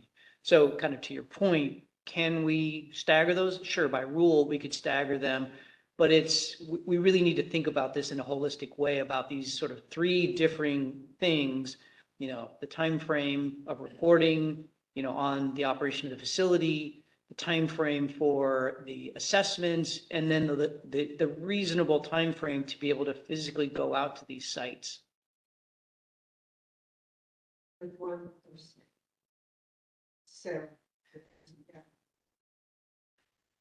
Councilmember Condon? Thank you. Good luck with that. Okay, before we hand it over to Dwayne, I just wanted to end my part with highlighting the changes and challenges. So again, the changes we've been trying to implement to get our arms around this ever-growing program under siting is that we're trying to delineate the sub-programs and understanding what the tasks and workload is under each of those sub-programs and to be able to forecast into the future. The challenges, and maybe this can be addressed by the solution, but is, there's too many conditions and too many details and complexities of the mitigation plans for a reasonable person to keep up with. And then, I've said it before, but I believe it that like every word in a condition is worth $10,000. That's how expensive it can be if we mess up or they mess up. So we want to make sure that every condition is needed and it's clear. And then something that we're working on, but we definitely need more qualified resources to help us out here. And we're working on that. We've got our positions, and I think in 2024 we'll be able to show you that we're moving on that. Okay. For the record, Dwayne Hillstock again. So to your question about the April 30th date, we do have facilities that don't have that date. Springfield Utility, the one with the generator, they were having a hard time getting to April 30th just because they're waiting for information. They're waiting for information from another entity. So they have to do there's gas there that they have to follow or track. So there's gas, and there's also black liquor that the facility makes that they run through their boilers to feed the generator. So when you try to split that power up, that they have a hard time. Well, their information is always late. So they asked us to, if they could move the date. We said certainly. Todd approved it. We moved the date for them. And so hopefully in the future that we won't have that delay or that excuse that they're not getting their information quick enough. So that's one way we resolved it. And then the reactors, they have their own dates as well. The research reactors, they follow after Trojan, or they follow after the NRC, and then Trojan as well. So that's what we deal with is, those dates. So I just wanted to kind of explain that as well. So. Councilmember Condon? Thank you. So that comes at the site certificate holders request. There's flexibility, but because we have it in rural, there's not much flexibility on the other side. We can respond to a request to extend, but not change the schedule without a rule change. Yeah, for the record, Todd Cornett, and I think going back to, I don't remember who said it, but we do have the compliance rulemaking coming up in 2024, or at least initiated in 2024. This could also be one of the things that we look at there. Councilmember Byer? Just thank you for reminding us of the importance of our conditions. And I think we grab the conditions from this project, bump them into the next project in response to standards, because we are thinking we're being more protective. We're doing our job as a council, but then thinking about the other end of what comes at the end of the process and how somebody actually tracks those. That's going to be my take home, to really focus on those conditions and then think about at which stage each condition applies, right? Is it really more related to pre-construction? Is it construction? And I had no clue about the complexity of that pre-construction stage. That's where the applicant and staff really finalize all the mitigation plans and really stepping back and thinking, what does that look like staff-wise? So I'm glad that you have the position approval and can get on with recruiting because it sounds like it's beyond a full-time job. And but it's a good reminder to us about those conditions. So thank you. Secretary Cornett. Thank you, Councilmember Byer. For the record, Todd Cornett. I just also want to take this opportunity to kind of explain how difficult the lessons learned can be. And this is a time frame issue. You know, while we have a lot of site certificates, you know, over a period of 50 years, you know, plus that this program has been in existence, that's not really a lot. I mean, it's not hundreds or thousands, you know. So, you know, we don't get huge volumes, but every one is big and significant, and as Sarah indicated, includes a lot of conditions. But the timing between when a site certificate is issued and then potentially when the project begins construction and then is in fully operational can be years. So the site certificate holder has 3 years to begin construction in a typical one. If they begin construction, it could still be a couple of years before they're in operation. They could request time extensions. It could be 9 years before they begin construction. So my point is that if we create a new condition, even if it's fully thought through and evaluated, that may not be implemented for the better part of a decade. And so if that ends up being problematic and we didn't realize how problematic it could be in those intervening 10 years, we could have used that same condition many, many times. And so by the time we realize that a condition may be, you know, less than optimal, it's then hard to go back, you know, and make changes because in that facility, we can't trigger an amendment, only the applicant can. In these other facilities, we may have approved that same condition multiple times. So there is some practical difficulties in learning these lessons. So, I mean, just to really, really reiterate what Sarah said is it is incredibly important that we're as thoughtful as we can be in all of our conditions to make sure that they are as clear, concise, implementable, and needed, you know, for each one. So, you know, we shouldn't be, you know, cavalier about what they say and what they do. We really need to be thoughtful because of this sort of lag time, you know, in terms of our ability to learn the lessons about them. Yeah. For the record, it's Dwayne.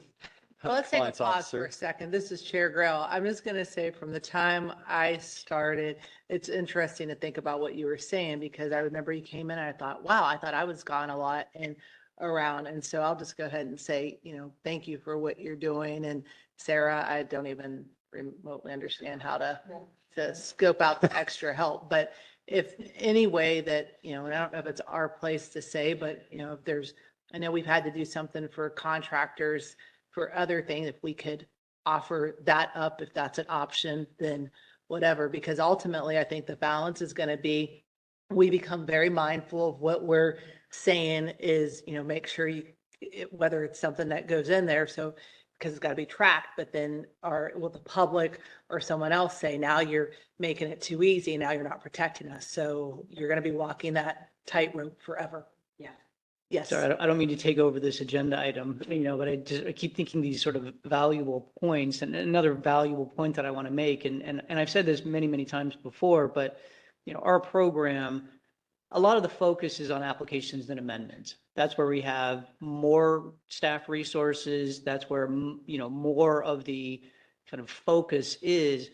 But, you know, we're functionally a three-legged stool. You know, applications and amendments are one leg, rulemaking is another, and compliance is the other. And unless all of them are being, you know, worked on with the right amount of effort and the right amount of resources, our system doesn't work. If we're not updating our rules, we can see, you know, such as the carbon standard, you know, when things don't get updated, where there are problems later on. So that's why we have such an aggressive rulemaking schedule. This is also why, you know, as Sarah spent a lot of time recently digging into, you know, not only what are we doing, but what are we not doing and how can we do those, and trying to figure out what the resources are needed. You know, our value is only good as our ability to implement what has been approved by the council. So this is why, the focus of this presentation is a little bit different than prior compliance presentations to kind of reflect, what we've learned, over the past couple of years, with some different thoughts and efforts on compliance. It's a big program. It gets bigger every year. We've said that all the time, but, we need more resources and we're trying to get more resources because of in these different phases. And, if we're not out there ensuring that these things are done, we don't know if they're being done correctly. Hopefully they are, but we need the resources to verify that through all phases of, pre-construction through retirement. Thank you. For record, it's Dwayne Kilsnock again. So what I have next, I want to show you is kind of in compliance, not in compliance. So you all probably often wonder what I inspect when I go on site. For a wind farm, there's a certain set of things I look at for sure, one of them is just like we show here, the apron. I check for locked doors. I check for locked doors at substations. Sometimes there are conditions that says the cabinets have to be locked, so I check those as well. I check the overall facility for weeds and kind of the condition of the string roads as well. So there's a few things that, quite a few things that I actually look at on site, their waste management program and things like that. But I wanted to show you a couple kind of what's in compliance and what's not in compliance. So this slide here, the condition, the certificate holder shall cover the turbine pad areas with gravel or other non-corrosive material immediately following exposure or during construction and shall maintain that pad, throughout the life of the facility. So is what I see. So what we see here is, so we have a picture on the left with a really nice, neat apron. Sometimes it's called a beauty ring. Sometimes it's just called a turbine pad area. There's kind of, different names that some of the facility or the site certificate holder or the, managers call it. But you can see in the left-hand side that, the gravel's nice, it's smooth, there's no weeds in it. So, to me, that's a nice looking turbine pad, and then you look to the right, and this is actually a newer facility, a newer turbine, which is wasn't constructed very long ago. And you can also you can already see right by the picture is like, the gravel's starting to thin out. It looks like there'd be a bit of the dirt that's getting into the gravel. So you don't want that dirt in the gravel, because that's just a means of if something can basically go through that and into the ground, some oil or stuff. So so that's the turbine ones, turbine pad ones that I look at, and then we'll go on to the next one. So this is simple stuff, right? When you go out and inspect, and so this, you can read the condition, but basically you have to keep the doors locked, so people can't just go in there and go up on top and have a beer or something, that's known to happen in the past. But anyway, so we have a locked door on the left, of course, and then we have an open door on the right. And sometimes it's kind of a manufacturer defect, and that's kind of a manufacturer issue. And that's what they found out about these, is they actually got locked out themselves because of the manufacturer defect of not adding a single bolt to it to make sure it stays in place. Because what happens is that bolt loosens up, they go to open it and nothing can open, it's just locked. So when we found this, they were actually active in trying to fix that, and they already had systems set in place to go through all of them and fix them. And then this issue here, it's pretty easy. They just added a locking bolt to the turn mechanism of the door handle. We have a few instances where workers have left the doors open when they leave at night. They're probably busy getting out of there. Maybe it's getting dark and somebody thought they shut the door all the way. They didn't. We've had one call of that way. So, of course, I have the numbers of these managers. So I called them right up and said, hey, we need to get something out there to shut it. And that was reported by a local farmer. So a landowner reported that door being open. So you keep turning your head away from my phone. I need to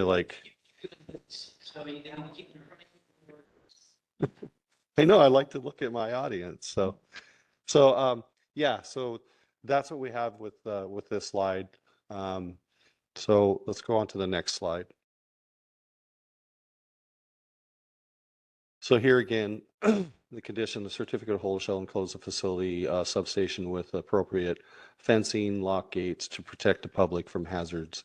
So on the left here, you can see this is a Shepherd's Flat substation. You can see, you know, the signage. You can also see that there's these kind of wires that are running through there. So those are sensors. So if anybody breaks in or somebody tries to get in, they know that somebody's trying to enter that. And so, and also the facilities are checked by the facility operators, the substation operators once a month. Once a month, they walk around them. And also I walk around them as well. So if there's a substation, I walk the whole substation all the way around because I'm looking for like critters trying to get in or entryways that something may have happened. So sometimes we find like, you know, so one time we've seen at PGE, there was a dead bird in the substation, and then there was some animal trying to get to it. So he dug a pretty good hole underneath trying to get into the substation for that. So we see things like this. And then, you know, for this one here, this is not a standard kind of locking system. It's kind of magnetic locking system with a key card. So I have found this gate open twice. The first time I found it open, it was because of they said that it was because of the wasn't latching all the way. So they'd go through with their key card to walk in, and it wasn't coming back and locking in tight. So that was, we discovered that, and that was followed up by a correction action measure. Then it happened again just recently. But the caveat to that is, so that was, I found that open, which is right next to the Bigelow operation maintenance building. So they have that actually enclosed now. So you have to go through that gate to get into the operation building to talk to people there. And then once you're in that gate, there's this gate. So it's more to keep, you know, everybody out, but mainly for this incident, for only designated employees should be going to that substation. You have to have training to go in substation. You have to have the, you know, the protective clothing and all that stuff.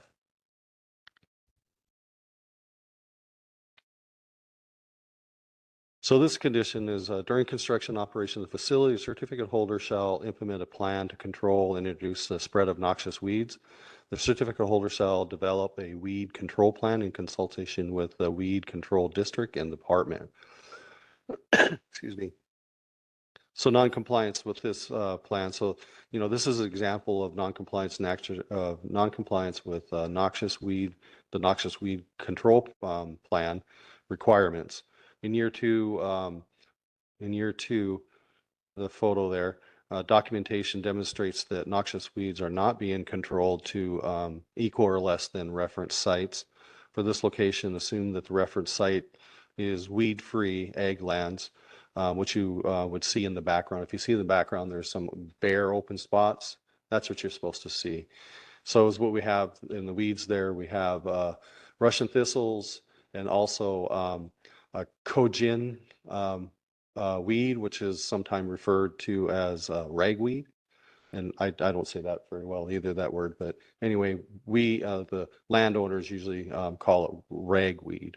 So so when you see that on the landscape, you know, that's not good. And then, you know, obviously you can just look at the picture and look at the string road and say, well, yeah, it was done by construction, by the, you know, the trucks coming in and coming out and wherever they're picking up seeds. You know, it could be a little bit farmer, but you know, that's just that could be a sign of construction not cleaning off their equipment as well as they should be. Chair Graham. Councilmember Condon? Thank you. Just a question. By memory, the site certificate holder has knowledge that you're coming to do an inspection, Correct. and they're aware of the compliance requirement. So what is it that would give rise to you finding it? Are they just ignoring? Well, for me, it's sometimes it's just timing, right? So they're supposed to spray, you know, as soon as they can. When before the optimal spray time is before right before when the weeds are starting to come up. So you can actually kill them before they have a chance to seed out. That's the optimate time. Sometimes it's just a growing season. Usually they don't get much rain up there, but when they do, things grow fast. Just like in your garden or yard, it could grow like, whatever, 5-6 inches in one day. So part of it's timing too. Because it's these parks are big, these wind farms are big, and there's a lot of string roads, and there's a lot of stuff to do. And maybe it is just timing too. Maybe they haven't got to this as far as their weed removal as their timing, because they're on the other side of the park doing other other weed needs as well. So, but we're really trying to get them to have a specific time. Let us, kind of review the plans, make sure they have a specific time when they're actually going out and somebody's actually tracking that. So. Thank you.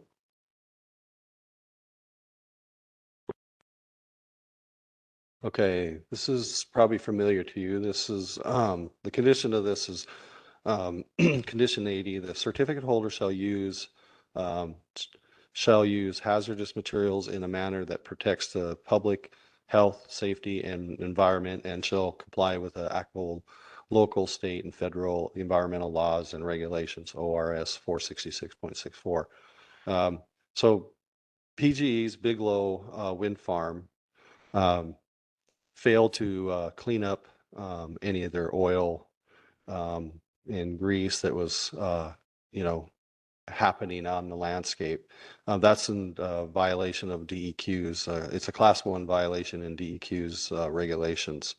And that's OER 34002 or 012008111 sub A. Failure to immediately clean up spills, releases, or threatened spills or releases or oil or hazardous materials by any person having ownership or control of the oil or hazardous materials. So let me go. So this is what I'm trying to show you here. So obviously on the left, it's a perfectly clean turbine, no issues, no streaks, no nothing like that. And then if you look at the screen on the right, which is Bigelow's wind farm, they have a set of turbines that are actually leaking. They have hydraulic actuators, and that's what moves the blades in and out so they can cut the wind or not cut the wind. So the problem with that is they're having leaking from kind of the ram part of it, and every time it move, it squirt oil out. And they were chasing this and trying to figure it out and all that stuff, and some of them were being fixed, but it was just too much oil and nothing was really seemed to be happening quickly. So as a result, you can kind of look on the picture. You can see up by the number up there, not the door number, but the other number on the turbine. I think it's turbine number 20. That clean mark right there is actually from a rope when they bring down their bags. So that's just a rope kind of mark on there, but all the other stuff is oil. And you can barely see by the bolts coming up on the turbine base there. You can see that it's clean down there, and that's because they used to have socks. They had to put socks down there because there's so much oil that they were trying to absorb the oil in those socks. And then also grease and stuff was falling onto the apron, to the pad, the beauty ring as well. So since then, PG's put new turbine pads in. They went through and cleaned up all the big oil spots, cleaned up that. Then they put new gravel down. And then we have a corrective action that they are actually fixing these actuators and putting in new replacement ones. So they have a replacement kind of a action item for us that they report to us quarterly about what they've done and completed. Because, we don't want that sitting out there in the landscape. If you're driving on the freeway, you're driving down the freeway, and if you're coming from Boardman, the first set of turbines are Shepherd's Flat, North, South, and Central. And, they went through a repower just a while ago. But you still look on there and their turbines are still, some of them are still dirty, so they have to get somebody in to clean those turbines as well. And that's pretty costly, which, that's part of the game. But they need to get in there and clean the turbine. So, one, they can detect when another leak's coming, as simple as that. If it's a clean turbine, you can look up there and it's clean, hey, no problem. But if you look up the turbine and you got oil or something screaming down the side of it, well, you better get that stopped. So we dealt with that, and we're still watching over that facility. So yep, and then like we said, we found excess globs, of oil and grease and stuff like that, and yeah, that's sometimes happens with these parts you get. Because I wanted to say another note that like State Line facility, wind facility, Vansicle, has 38 Vesta V47 turbines, 660 kilowatts. So it's a 0.6 megawatt. They've been operating since 1997 and 98. And this type of wind turbine has been very reliable, and it has a very low failure rate, and it's never lost a blade or nothing. So this set of turbines that were chosen at the time is still operating today. And it's, to me, I asked them, I said, well, are you going to repower these? Because, just thinking about the old. And they said, no, we have no intentions of repowering them at the moment, because they're actually making more money than other turbines that are taking a lot of maintenance, doing a lot of maintenance and a lot of parts that they have to change out. So it's kind of a luck of the draw sometimes when you're picking out these turbines. I could see the developers, trying to figure out what was the best turbine by doing all their research. But until it comes out of the factory and they put it in operation, sometimes you just never know what's going to happen. So we're going to talk a little bit about incident summaries in 2023. So we had an oil spill that was from a Klondike, and these you know about because they came through Todd and through the council. So Klondike had a transformer spill. That's the one wind one there, the spill. And then LJ2A, they actually had a turbine fire. So they had a fire within the turbine. Nobody went in it. They basically closed the door and waited until it went out. They lost a whole turbine, so they have to replace the whole turbine, but I think they're going to decommission it, is the last I heard. So you have issues like that. Then let's go down to this next one. Next slide. So this is an issue that we're working on too right now, and it's pretty confusing, perplexing for me, because maybe because I just don't understand these components, but all the literature I read about these components, these MC4 connectors, are having issues and starting a fire. So the certificate holder, this is a notification one. So the certificate holder shall notify the Department of Energy within 72 hours of occurrence involving the facility if B, a natural event such as an earthquake, flood, tsunami, tornado, or human-caused event such as a fire or explosion affects or threatens to affect the public health and safety of the environment. So what we have here is this is the same facility, a Montague Solar Facility, reported on August 14th, 2023, a 2.5 acre brush fire caused by the failure of these MC4 connectors. So the one on the right is our most recent reporting, but the one on the left, that's the one that happened first. So the MC4 connector caught on fire and started this fire, or started this brush fire, right? The one on the right, they got to it before, so that, yeah, fire event September 17th. So they got to that smoking kind of part before it hit the ground and started fire. So there's definitely an issue with the MC4 connectors. And to me, I did a lot of reading on literature about these MC4 connectors, and they've been out there for a long time. They're proven very reliable. So to me, I'm trying to figure out what happened. Did they get a whole bunch of them, that are maybe have some manufacturer issue? Maybe it's installation, because they said that they're doing some field assembly of these MC4 connectors. And to me, being in construction as long as I was, I know it gets super dusty out there. And if these guys were and this is just my hypothesis, my thought, if the guys are throwing it in their pouch and there's dusty and stuff, and then they put them together like they're supposed to, maybe there's an issue there. They still haven't figured out. We're still We're still monitoring, but the last that they told us is they're replacing every single MC4 connector in that solar facility.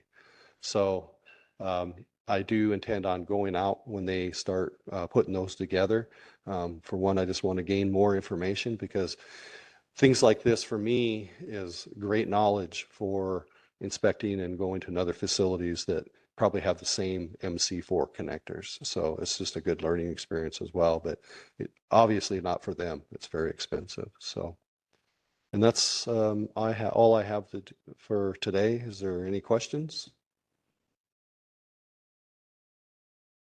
Any questions?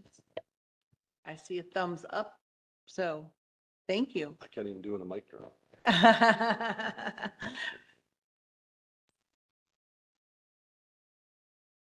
That's it? Okay, well, Sarah's given the head nod that that's it too. I was making sure I didn't miss anything. Thank you. That's, again, the work that you're doing, like everyone else, is extremely important, but in terms of holding people accountable, and I have all kind of theories on some of the things that happen, and I will be inquiring elsewhere. But we appreciate you being with us today and helping get through that agenda item. So we are now at, let's say, action item.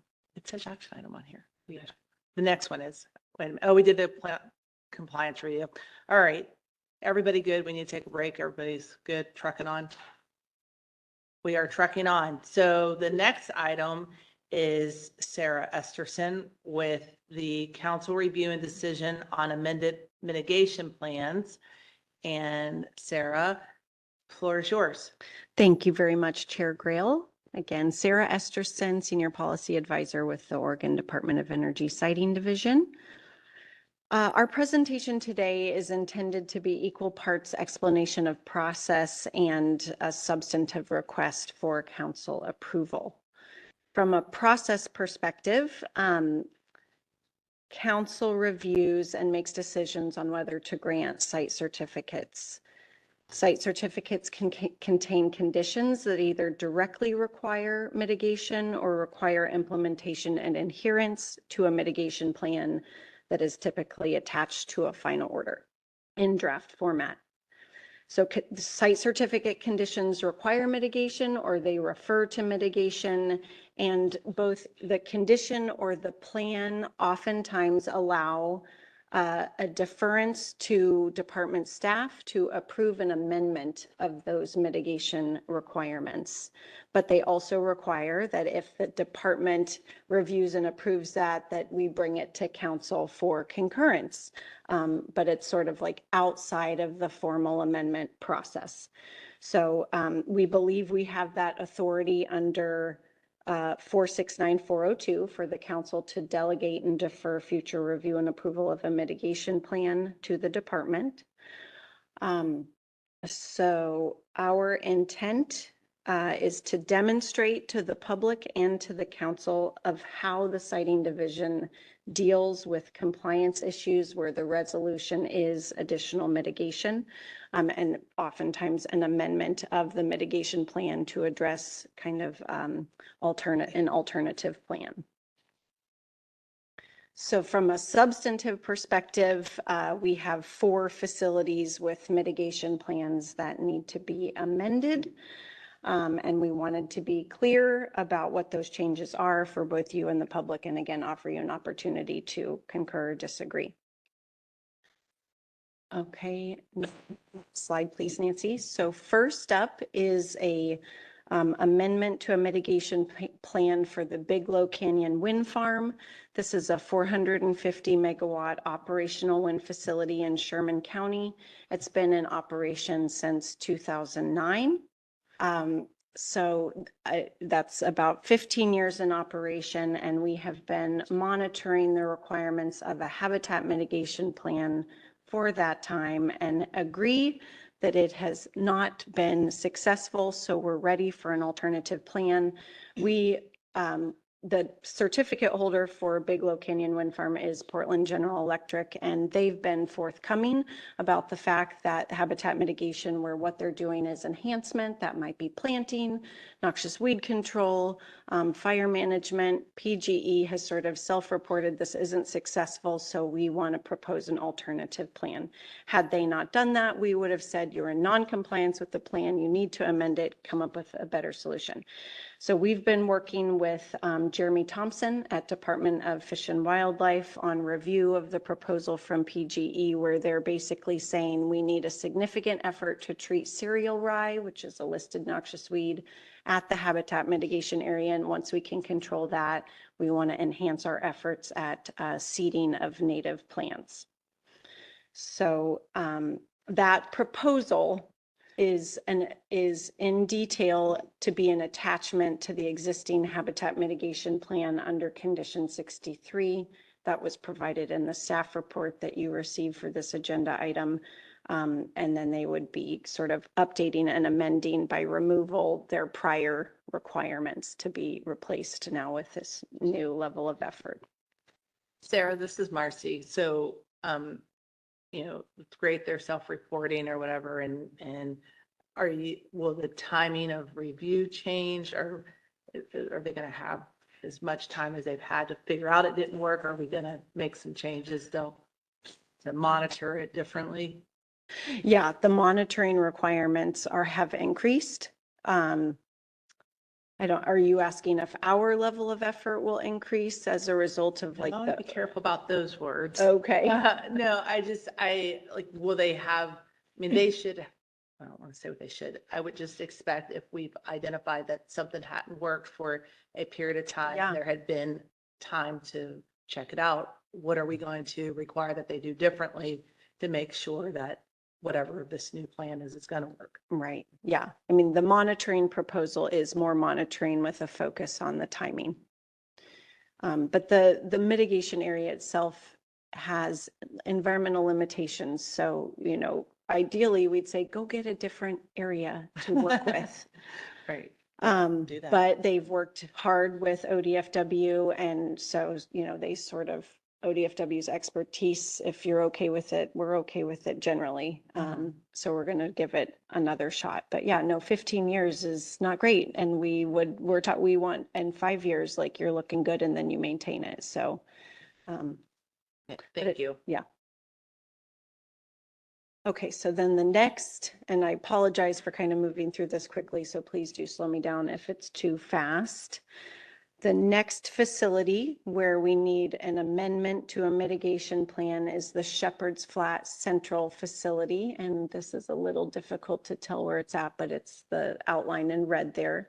Shepherd's Flat, North, Central, and South are all kind of in alignment together, but 3 separate site certificates. This facility is a 290 megawatt wind facility in Sherman County. It's been operational since 2012. This facility, similar to all of the FSEC wind facilities, has had an obligation post-construction to conduct a avian fatality study. So that would have been back in 2014, 2 years post-construction. As a result of that study, a threshold of concern was exceeded. So at that time, they proposed and council approved additional mitigation. There was a mitigation suite in there. It included payment to a Raptor Rehabilitation Center, $1,000 a year forever until you stop operating, putting marker balls on a transmission line, and then planting of juniper trees on a landscape where we're trying to get raptor nest habitat over time. The juniper planting efforts, now that was in 2017 when council approved that. Now we're in 2024 and it's just been completely challenging and limited in success for a myriad of reasons. And so we've generally agreed this has been a failed attempt, but you are not off the hook. You need to propose alternative mitigation yet again for the original issue that was an exceedance of the threshold of concern. So in lieu of getting 5 juniper trees to survive by year 10, which would be in 3 years, The mitigation is increase your funding to Rowena, the Raptor Rehabilitation Center by another $1,000, so $2,000 a year moving forward. And then ODFW's request is that they still monitor these juniper trees, make sure that the landowner isn't the problem as to success in terms of, them being removed or destroyed. And then we would be removing the success criteria in lieu of the payment to Rowena. Chair, I'm sorry, Councilmember Condon. Thank you, Chair Grout. So with respect to the increase from $1,000 to $2,000, what makes that reasonable? I mean, how is the $1,000 evaluated Yeah. as meeting mitigation? And then, I mean, it's relatively easy to throw money at. So Yeah. are they equivalent? I don't know. Yeah. It's a really hard answer. Like there's starting with the threshold of concern exceedance to be able to evaluate the significance of that to then say what is appropriate mitigation. That was the question we asked, 8 years ago, and it was difficult then. So they have provided, I haven't fact checked this, but an amount of money that they've invested to try to get these juniper trees to work to date. And it's significant. And they've said, I don't believe it's going to continue to work. And then we've gotten papers about the value of investing in rehab facilities in terms of actually returning injured birds successfully because they tag them into the wild. So we think that the mitigation is a good option. The equation for how is this equivalent to the impact? I don't have it.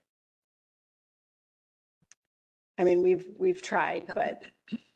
Councilmember Byer. Just a quick question. Do they have a continuing requirement to monitor for raptor impacts? Shepherd's Flat North, because these facilities repowered, we actually are getting another year. And we'll see if what that data shows, but not as a result of the original. Got it. That Yeah. times out after a Mhm. while. Yeah, right. Yeah. They And- do raptor nest monitoring, but no more fatality monitoring. And it's so interesting that juniper planting is a mitigation where in my Well, neck of the it's woods, we removal. want to get rid of Well, them. and but that's, it's very it's been in interesting. conflict with the landowners because they want it removed. And Yeah. then this facility changed guards of ownership and Just very complex. it So is, thank you. yeah, right. But they have invested a lot of, Vice Chair Howe. Was the idea 5 junipers being planted away would draw the raptors away from the turbines? No, I think they're a Okay. fair amount away from the facility, but the idea is to provide habitat. Just habitat? Yeah, Okay. yeah.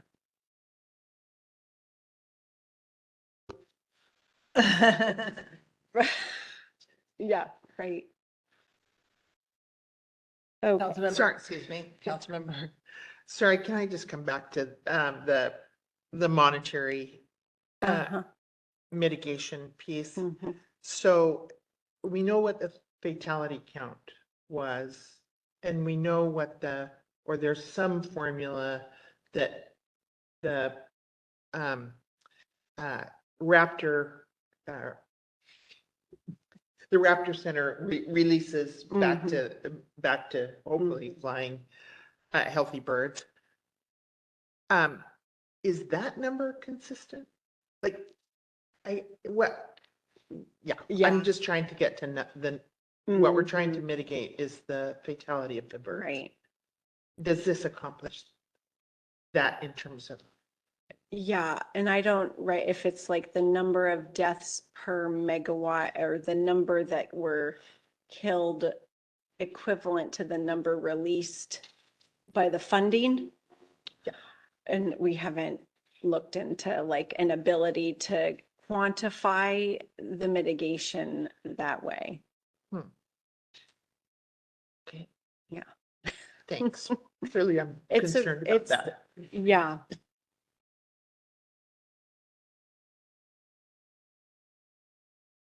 Mhm, mhm.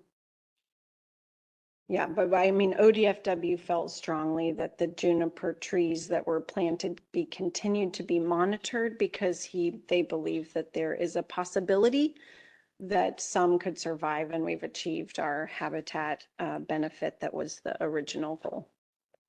Again, we're removing the success criteria, so there would be no hook if they don't survive. Sorry, and follow up just on that. So there is no alternative to juniper that. That's correct, is right? The even alternative available. is the Raptor rehab funding increase. Yeah, I mean, with respect to Other vegetation plan, enhancements? yeah, that's not an option. I don't think it's not an option. It's just not the current proposal. But if your feedback, if the council's feedback was we'd prefer a habitat enhancement based action, it's totally reasonable. Thank you. Okay, so if council were to agree to what's been presented for Shepherd's Flat Central, that would be amending mitigation plans under conditions 85 and 83. Those mitigation plans are the habitat and the wildlife monitoring and mitigation plan. Okay, so then our final two facilities with mitigation plans that need to be amended are the Wheat Ridge Renewable Energy Facility 1 and 2. These are a 100 and 200 megawatt wind facilities. Certificate holders are Portland General Electric and NextEra, respectively. It's pretty difficult to see the outline of the facility here, but both of those facilities are in Morrow County and in their initial years of operation. The issue is that, and this was one of Dwayne's photos, but noxious weed control has been a complete bust. And we identified the issue as an issue of noncompliance. We reported it to council and they totally agreed to it, which is interesting. They don't always do that. And the certificate holders proposed in response to that finding a more detailed treatment and monitoring plan. So they have detailed treatment efforts for each noxious weed that's an issue out there. And then really what fell down was the communication. They also had a changing of the guards, and then they've got multiple contractors that are monitoring versus those that are treating. And then, you get different stories in terms of what the plant manager knows versus what the county knows and what the people monitoring are seeing. And so when we pulled all those people together, it finally started to make sense. And so what they've offered is much more communication. I think we've agreed to meet quarterly. And, we're actually working with the Morrow County weed supervisor. His name is Corey Sweeney, like once a month, because we have a lot of projects out there, and they, noxious weed control is really difficult, as you can imagine, but we want to do the best job we can, and it's a lot of work for these facilities that are gigantic. So then the proposal would be that they are, again, so the noxious weed plan under these two certificates are required, site certificates are required under a condition called pre-LU03, and we would be requesting to amend those plans to add in this. It would be an attachment to the plans, but a more robust treatment and monitoring and communication plan. For the record, this is Marcy. So we've had a lot of conversations, obviously, about organizational expertise. We've had conversations about these LLCs and people buying. If we're going to have folks taking over facilities and buying and selling, it is I'm assuming it's very clear in the contracts and the language that you are responsible for what you have purchased. And so for me, it might sound unrealistic, but I think it's an excuse to say that they've had all these changes and it's communication. That's not acceptable, and they need to understand that's not acceptable. Right. And we agree. And it's sort of, what we're trying to press down is that they need our eyeballs and the pressure that we can apply to make them pay attention to what these requirements are, because there's a lot of them. And if they feel like we're not pressing, they lose track of it, not intentionally. But yeah, I mean, we now for both the Wheat Ridges, have quarterly phone calls, and we're considering having a contract with the county so that they can help us because we're not out there. So this is Marcy, and I don't mean to sound contrite. This isn't your problem though. Like you are serving and you are doing your job, and I appreciate what you're doing. But we all come from a background where we've had to navigate these things. So I just don't want to make this the department FSEC's problem. That's part of your job. I understand that, but they have to own what they've signed up for. And what my opinion is, we all can say we're busy, we've got these other things. They need to understand this is a compliance issue. And to Cindy's point, that's on like $1,000 versus $2,000. I'm sorry, I can scrounge in my car and find from $1 to $2. So I get concerned when it feels like, in my mind, it feels like it's becoming more burdensome for staff versus them having to figure out how to honor their space. When you look at these regulated utilities, they'll tell you, well, we've got our customers and we have to monitor and all this stuff. Great, that's fine. But you still are owning a business that has an obligation to the public. It's not just on us to do that. And you don't have to be the heavy. We can be the heavy, and you can relay back that council is concerned about people not doing their part. That's just my personal opinion. Yes, This is sir. Kent, and I concur completely with what Chair Grail just said. Secretary Cornett. For the record, Todd Cornett, I'm going to pivot back to the rulemaking, compliance rulemaking. Tom, sorry. Which is on the list. And this is a great conversation. We have a system now that's designed where it's either sort of all or nothing. It's either, and we've kind of created this non-compliance, but really really the system is go to notice of violation, which is very, very heavy-handed. And we kind of developed our own system to try to encourage people to get to compliance rather than go through the exercise of just a notice of violation. But I think this is something that will be really important to evaluate once we get into that rulemaking is what system do you want? Because while it is our responsibility to hold certificate holders accountable for meeting these conditions, you are correct. They have their own responsibility. They went through this process. They have the site certificate. They have these conditions of approval. They're obligated legally, lawfully to meet them. So what system should we have in place to make that all work? And I'm not proposing any kind of answers, but I think that's a legitimate question to evaluate as we go through that rulemaking to figure out, does our system now work well? Or should we do something different? And I believe we should do something different. What that is, I don't know, but that would be part of the rulemaking. But I would encourage you to be thinking about that as you get these kinds of presentations, the compliance presentation, these presentations on specific conditions. How is that system working or not working? Well, thank you for that. I think, most of us are realistic and no one wants to go from 0 to 100 immediately. But, I've been in trouble with my parents before and I know where that line is. And I'm like, I'll take it up to this point until it's uncomfortable. When it's uncomfortable, then I would change my behavior. And so we have to figure out what's going to be necessary for people to change their behavior. Like, for example, in many cases in corporate America, right, you get a fine. It's cheaper to pay your lawyers, mitigate the fine, and find a way to address it that way, as opposed to actually making the corrections. When you talked about changing the MC4 connectors, my first thought was like, wow, I wonder how many of them there are. And does that mean getting a new manufacturer? And you said it's very expensive. So to me, like, that's somebody saying, wow, we got a problem. We haven't fixed it. That's taken responsibility. So I just don't want staff feeling like they've got to do more to try to get a developer, a project owner to do their part, because there's no more of you to give, right? You don't have a lot more to give. The rules are clear. And if people are concerned about the rules, or if they don't understand and you've done the, hey, this is a problem, then that's my biggest concern, is that you don't take on more when they've got to do more. Maybe they need to hire another person Mhm, to manage that part of their business. mhm, mhm. Yeah. Sorry if I sound very cranky, but this is No, the no, stuff I've been no. dealing with in my, Yeah, and I think it's really good feedback. I mean, it's interesting that at least with noxious weed control, I mean, they would report that they're in compliance. And so what has been our responsibility is to disagree with that.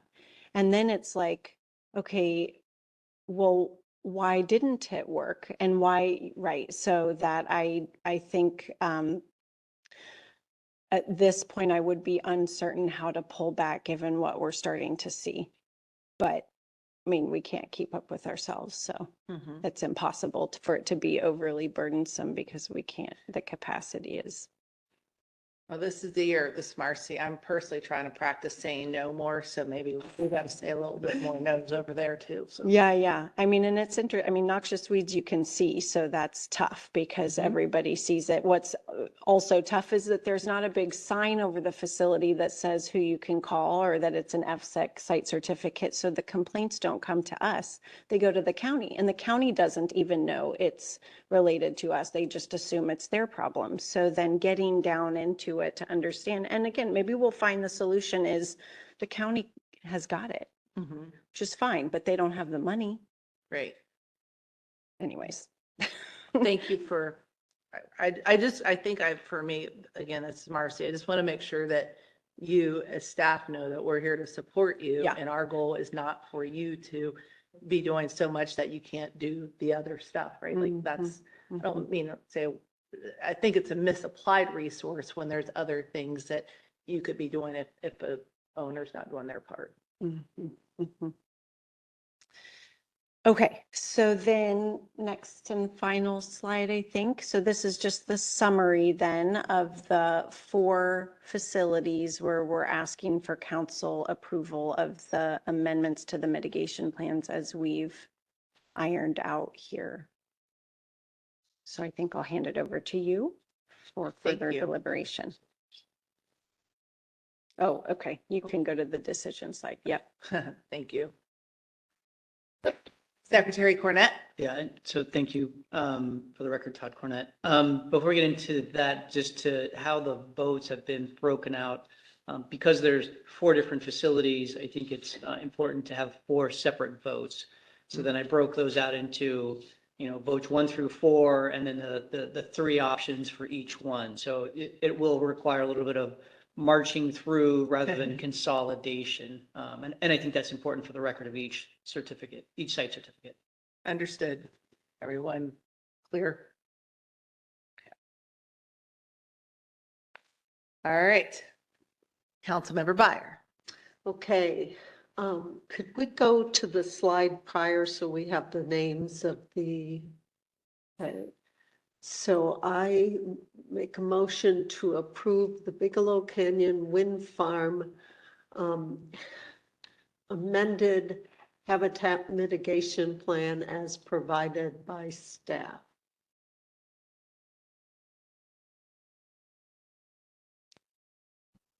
This is Kent. I'll second that. Thank you. We have a motion and a second. Any comments, questions? Mr. Secretary, please call the roll. Perry Chalktoot, Yes. Kent Howe, Yes. Cindy Condon, Yes. Marcy Grail, Yes. Ann Byer, Yes. Jordan Truitt. Yes. Motion carries, Madam Chair. Thank you. And then if we could move on to, let's see, on this order, so that would be Shepherd's Flat. Would anyone like to make a motion? I'll make a motion. All right, No, go ahead. Councilmember Truitt has made a This is motion. one we want to maybe have some discussion about. Okay, So, That would include okay. motion, Yeah. rulemaking or compliance measures of some sort. So, okay, we were having a conversation before about we know that something needs done or we were concerned about it. So I'm gonna defer and ask Mr. Secretary how he would suggest that we make a motion to address our concerns. Oh. Sarah, sorry. gonna- I'm so used to just Todd. it's I your mean, problem. I'm going to defer that to the expert. I think if council is interested in seeing alternative mitigation that isn't on the table beyond the additional funding and monitoring of the junipers, something more habitat based or something more support, that $1,000 addresses the offset of not trying to get the juniper planting, that you can just reject it and we can go back and look for a different alternative. So that would be the motion to deny Mhm, on the Shepherd's Flat one. mhm. Okay, you got that, Mr. Truitt? Shepherd's Flat. All right, Madam Chair, this is Jordan Truitt for the record. I move that the council deny the proposed changes to the Shepherd Flat Central Mitigation Plan as presented and recommended by staff for the following reasons. Due to the mitigation and offset of the funding in juniper trees for the site. I think we're going to have further discussion on that. All right, thank you. We have a motion. Councilmember Byer, I will second that motion. thank you. Discussion, please. Councilmember Condon? Thank you, Chair Grail. And I would just add the comment that there's a lack of evidence that the mitigation suggested really compensates for the fatality. And so if there's some evidence that the $1,000 is, then maybe we consider that against planting various plantings. But I would. Thank you. Councilmember Byer? Thank you. I would also like to ask our friends at ODFW if they have any other recommended mitigation measures, either for nesting sites or other kind of habitat improvements that would support the raptor population. I think we'd also like to have that updated monitoring of raptor injuries or fatalities, just to see how big a problem it is, because we really don't have that information to help us understand the appropriate mitigation. But asking ODFW to be a little more creative about what kind of habitat improvements might help. Thank you. So is that enough? Are you, okay, so we have a motion and a second. Mr. Secretary, please call the roll. Cindy Condon, yes. Jordan Truitt, Yes. Marcy Grail, Yes. Ann Byer, Yes. Harry Chalktoot, Yes. Kent Howe. Yes. Motion carries, Madam Chair. Thank you. And that gets us up to Wheat Ridge Renewable Energy Facility 1. So if anyone would like to make a motion. Councilmember Byer? I would make a motion to approve the proposed mitigation plan amendment for Wheat Ridge Renewable Energy Facility 1. Thank you. Councilmember Condon? I'll second that motion. Thank you. Any comments, deliberation?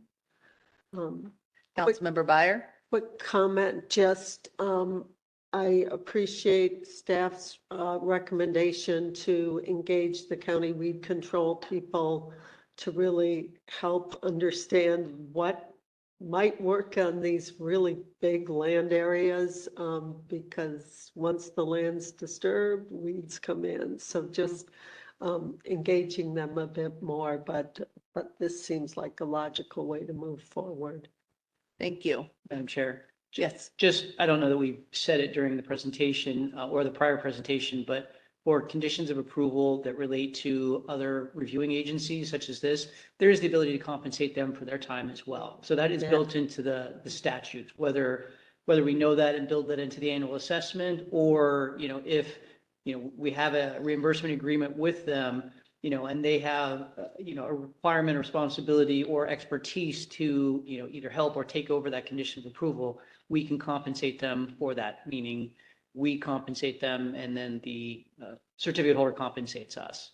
So certainly we make that available to them as well if that helps them. But we certainly rely when we can on the expertise, of others. And this is an example where, the weed master in Morrow County certainly has, far and above, any expertise that we would have on issues related to weeds in that county. Thank you. Thank you for that clarification, Secretary Cornett. All right, we had a motion, we have a second. Mr. Secretary, please call the roll. Perry Chalktooth, Yes. Kent Howe, Yes. Ann Byer, Yes. Marcy Grail, Yes. Jordan Truitt, Yes. Cindy Condon. Yes. Motion carries, Madam Chair. Thank you. And our final facility is the Wheat Ridge Renewable Energy Facility 2. If we could get a motion, please. Okay, this is Kent. Madam Chair, I move that the council approve the proposed changes to the Wheat Ridge Renewable Energy Facility 2 mitigation plan as presented and recommended by staff. Thank you, Vice Chair Howell. This is Jordan. I'll second. Thank you, Councilmember Truitt. Any comments? Harry, anything you want to say throughout this ordeal? No, it all sounds good to me. All right, just checking on you. Thank you. Then there are no further comments. Mr. Secretary, please call the roll. Marcy Grail, Yes. Cindy Condon, Yes. Kent Howe, Yes. Jordan Truitt, Yes. Perry Chalktooth, Yes. Ann Byer. Yes. Motion carries, Madam Chair. Thank you. And I would just like to acknowledge Councilmember Chalktooth for grinding through. I know it is hard sometimes doing these virtually, and you have been a trooper today. So thank you, sir.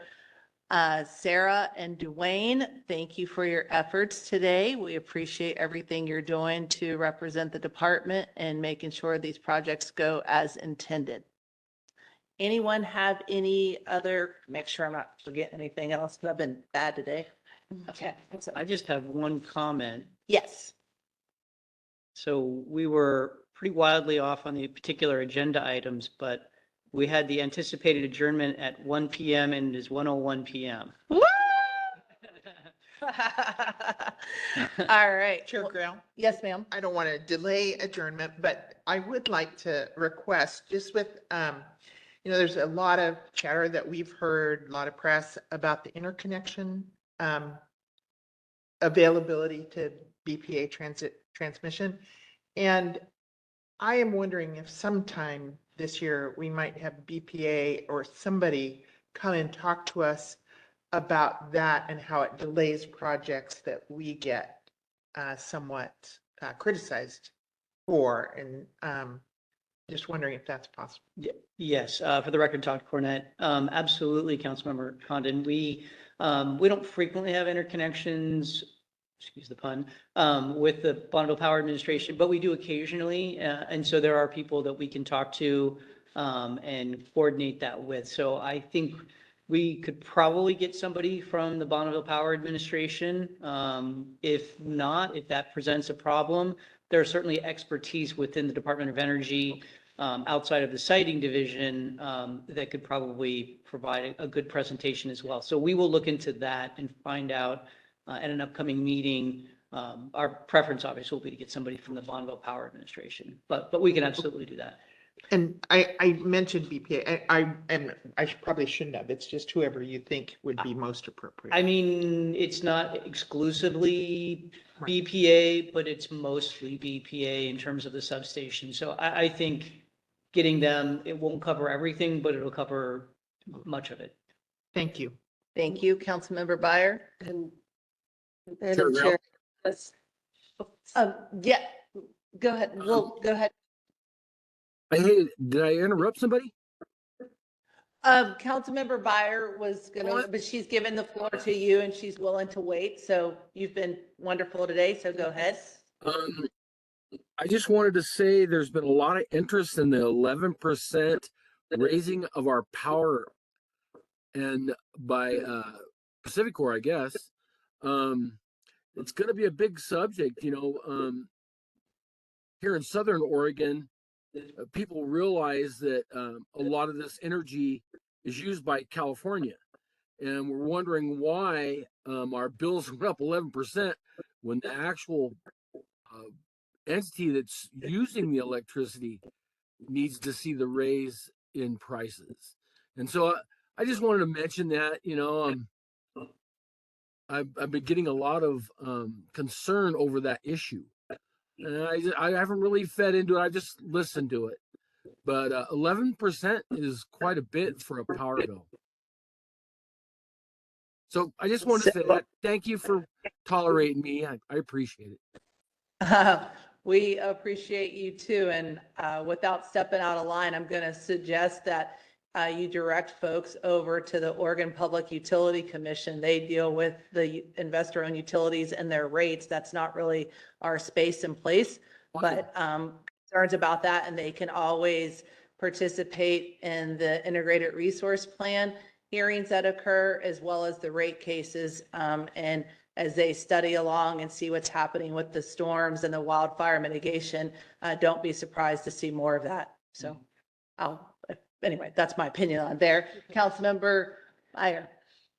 Just to add on to Councilor Condon's request, if we could get an update from somebody probably in the department or the industry, kind of telling us where the council is perceived as a barrier to development of renewable energy, but we all know that there are other barriers out there, whether it's supply chain, the interconnect, labor issues, what are some of the other issues facing the industry?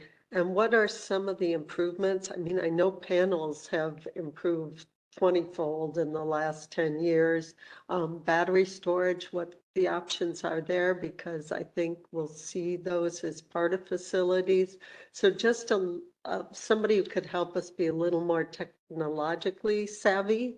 And I know I have my big Department of Energy annual report, but my sense is that the world has changed even since then. So again, just a briefing probably from somebody within DOE about, what the world looks like. So for the record, Todd Cornett, I'll ask this question. We could have somebody, there are people within the Department of Energy who have certainly that kind of expertise and can provide something along those lines. So we could do that sooner rather than later. The department is also currently by directive from the legislature doing a energy strategy. And that's going to be ongoing for a little while. So I don't think we would want to wait till the end of that. But I'm wondering if you would rather wait till some midpoint of that, because there may be good information that gets gleaned. The department, at least the sort of the point people for the department working on that are going to reach out to a bunch of different stakeholders to figure out, what's our sort of strategy. But in trying to determine the strategy is also pulling a lot of those elements to figure out, what are the different scenarios if we go, more offshore wind, more onshore wind and solar, other types of things, and then getting into those sort of barriers, limitations, opportunities.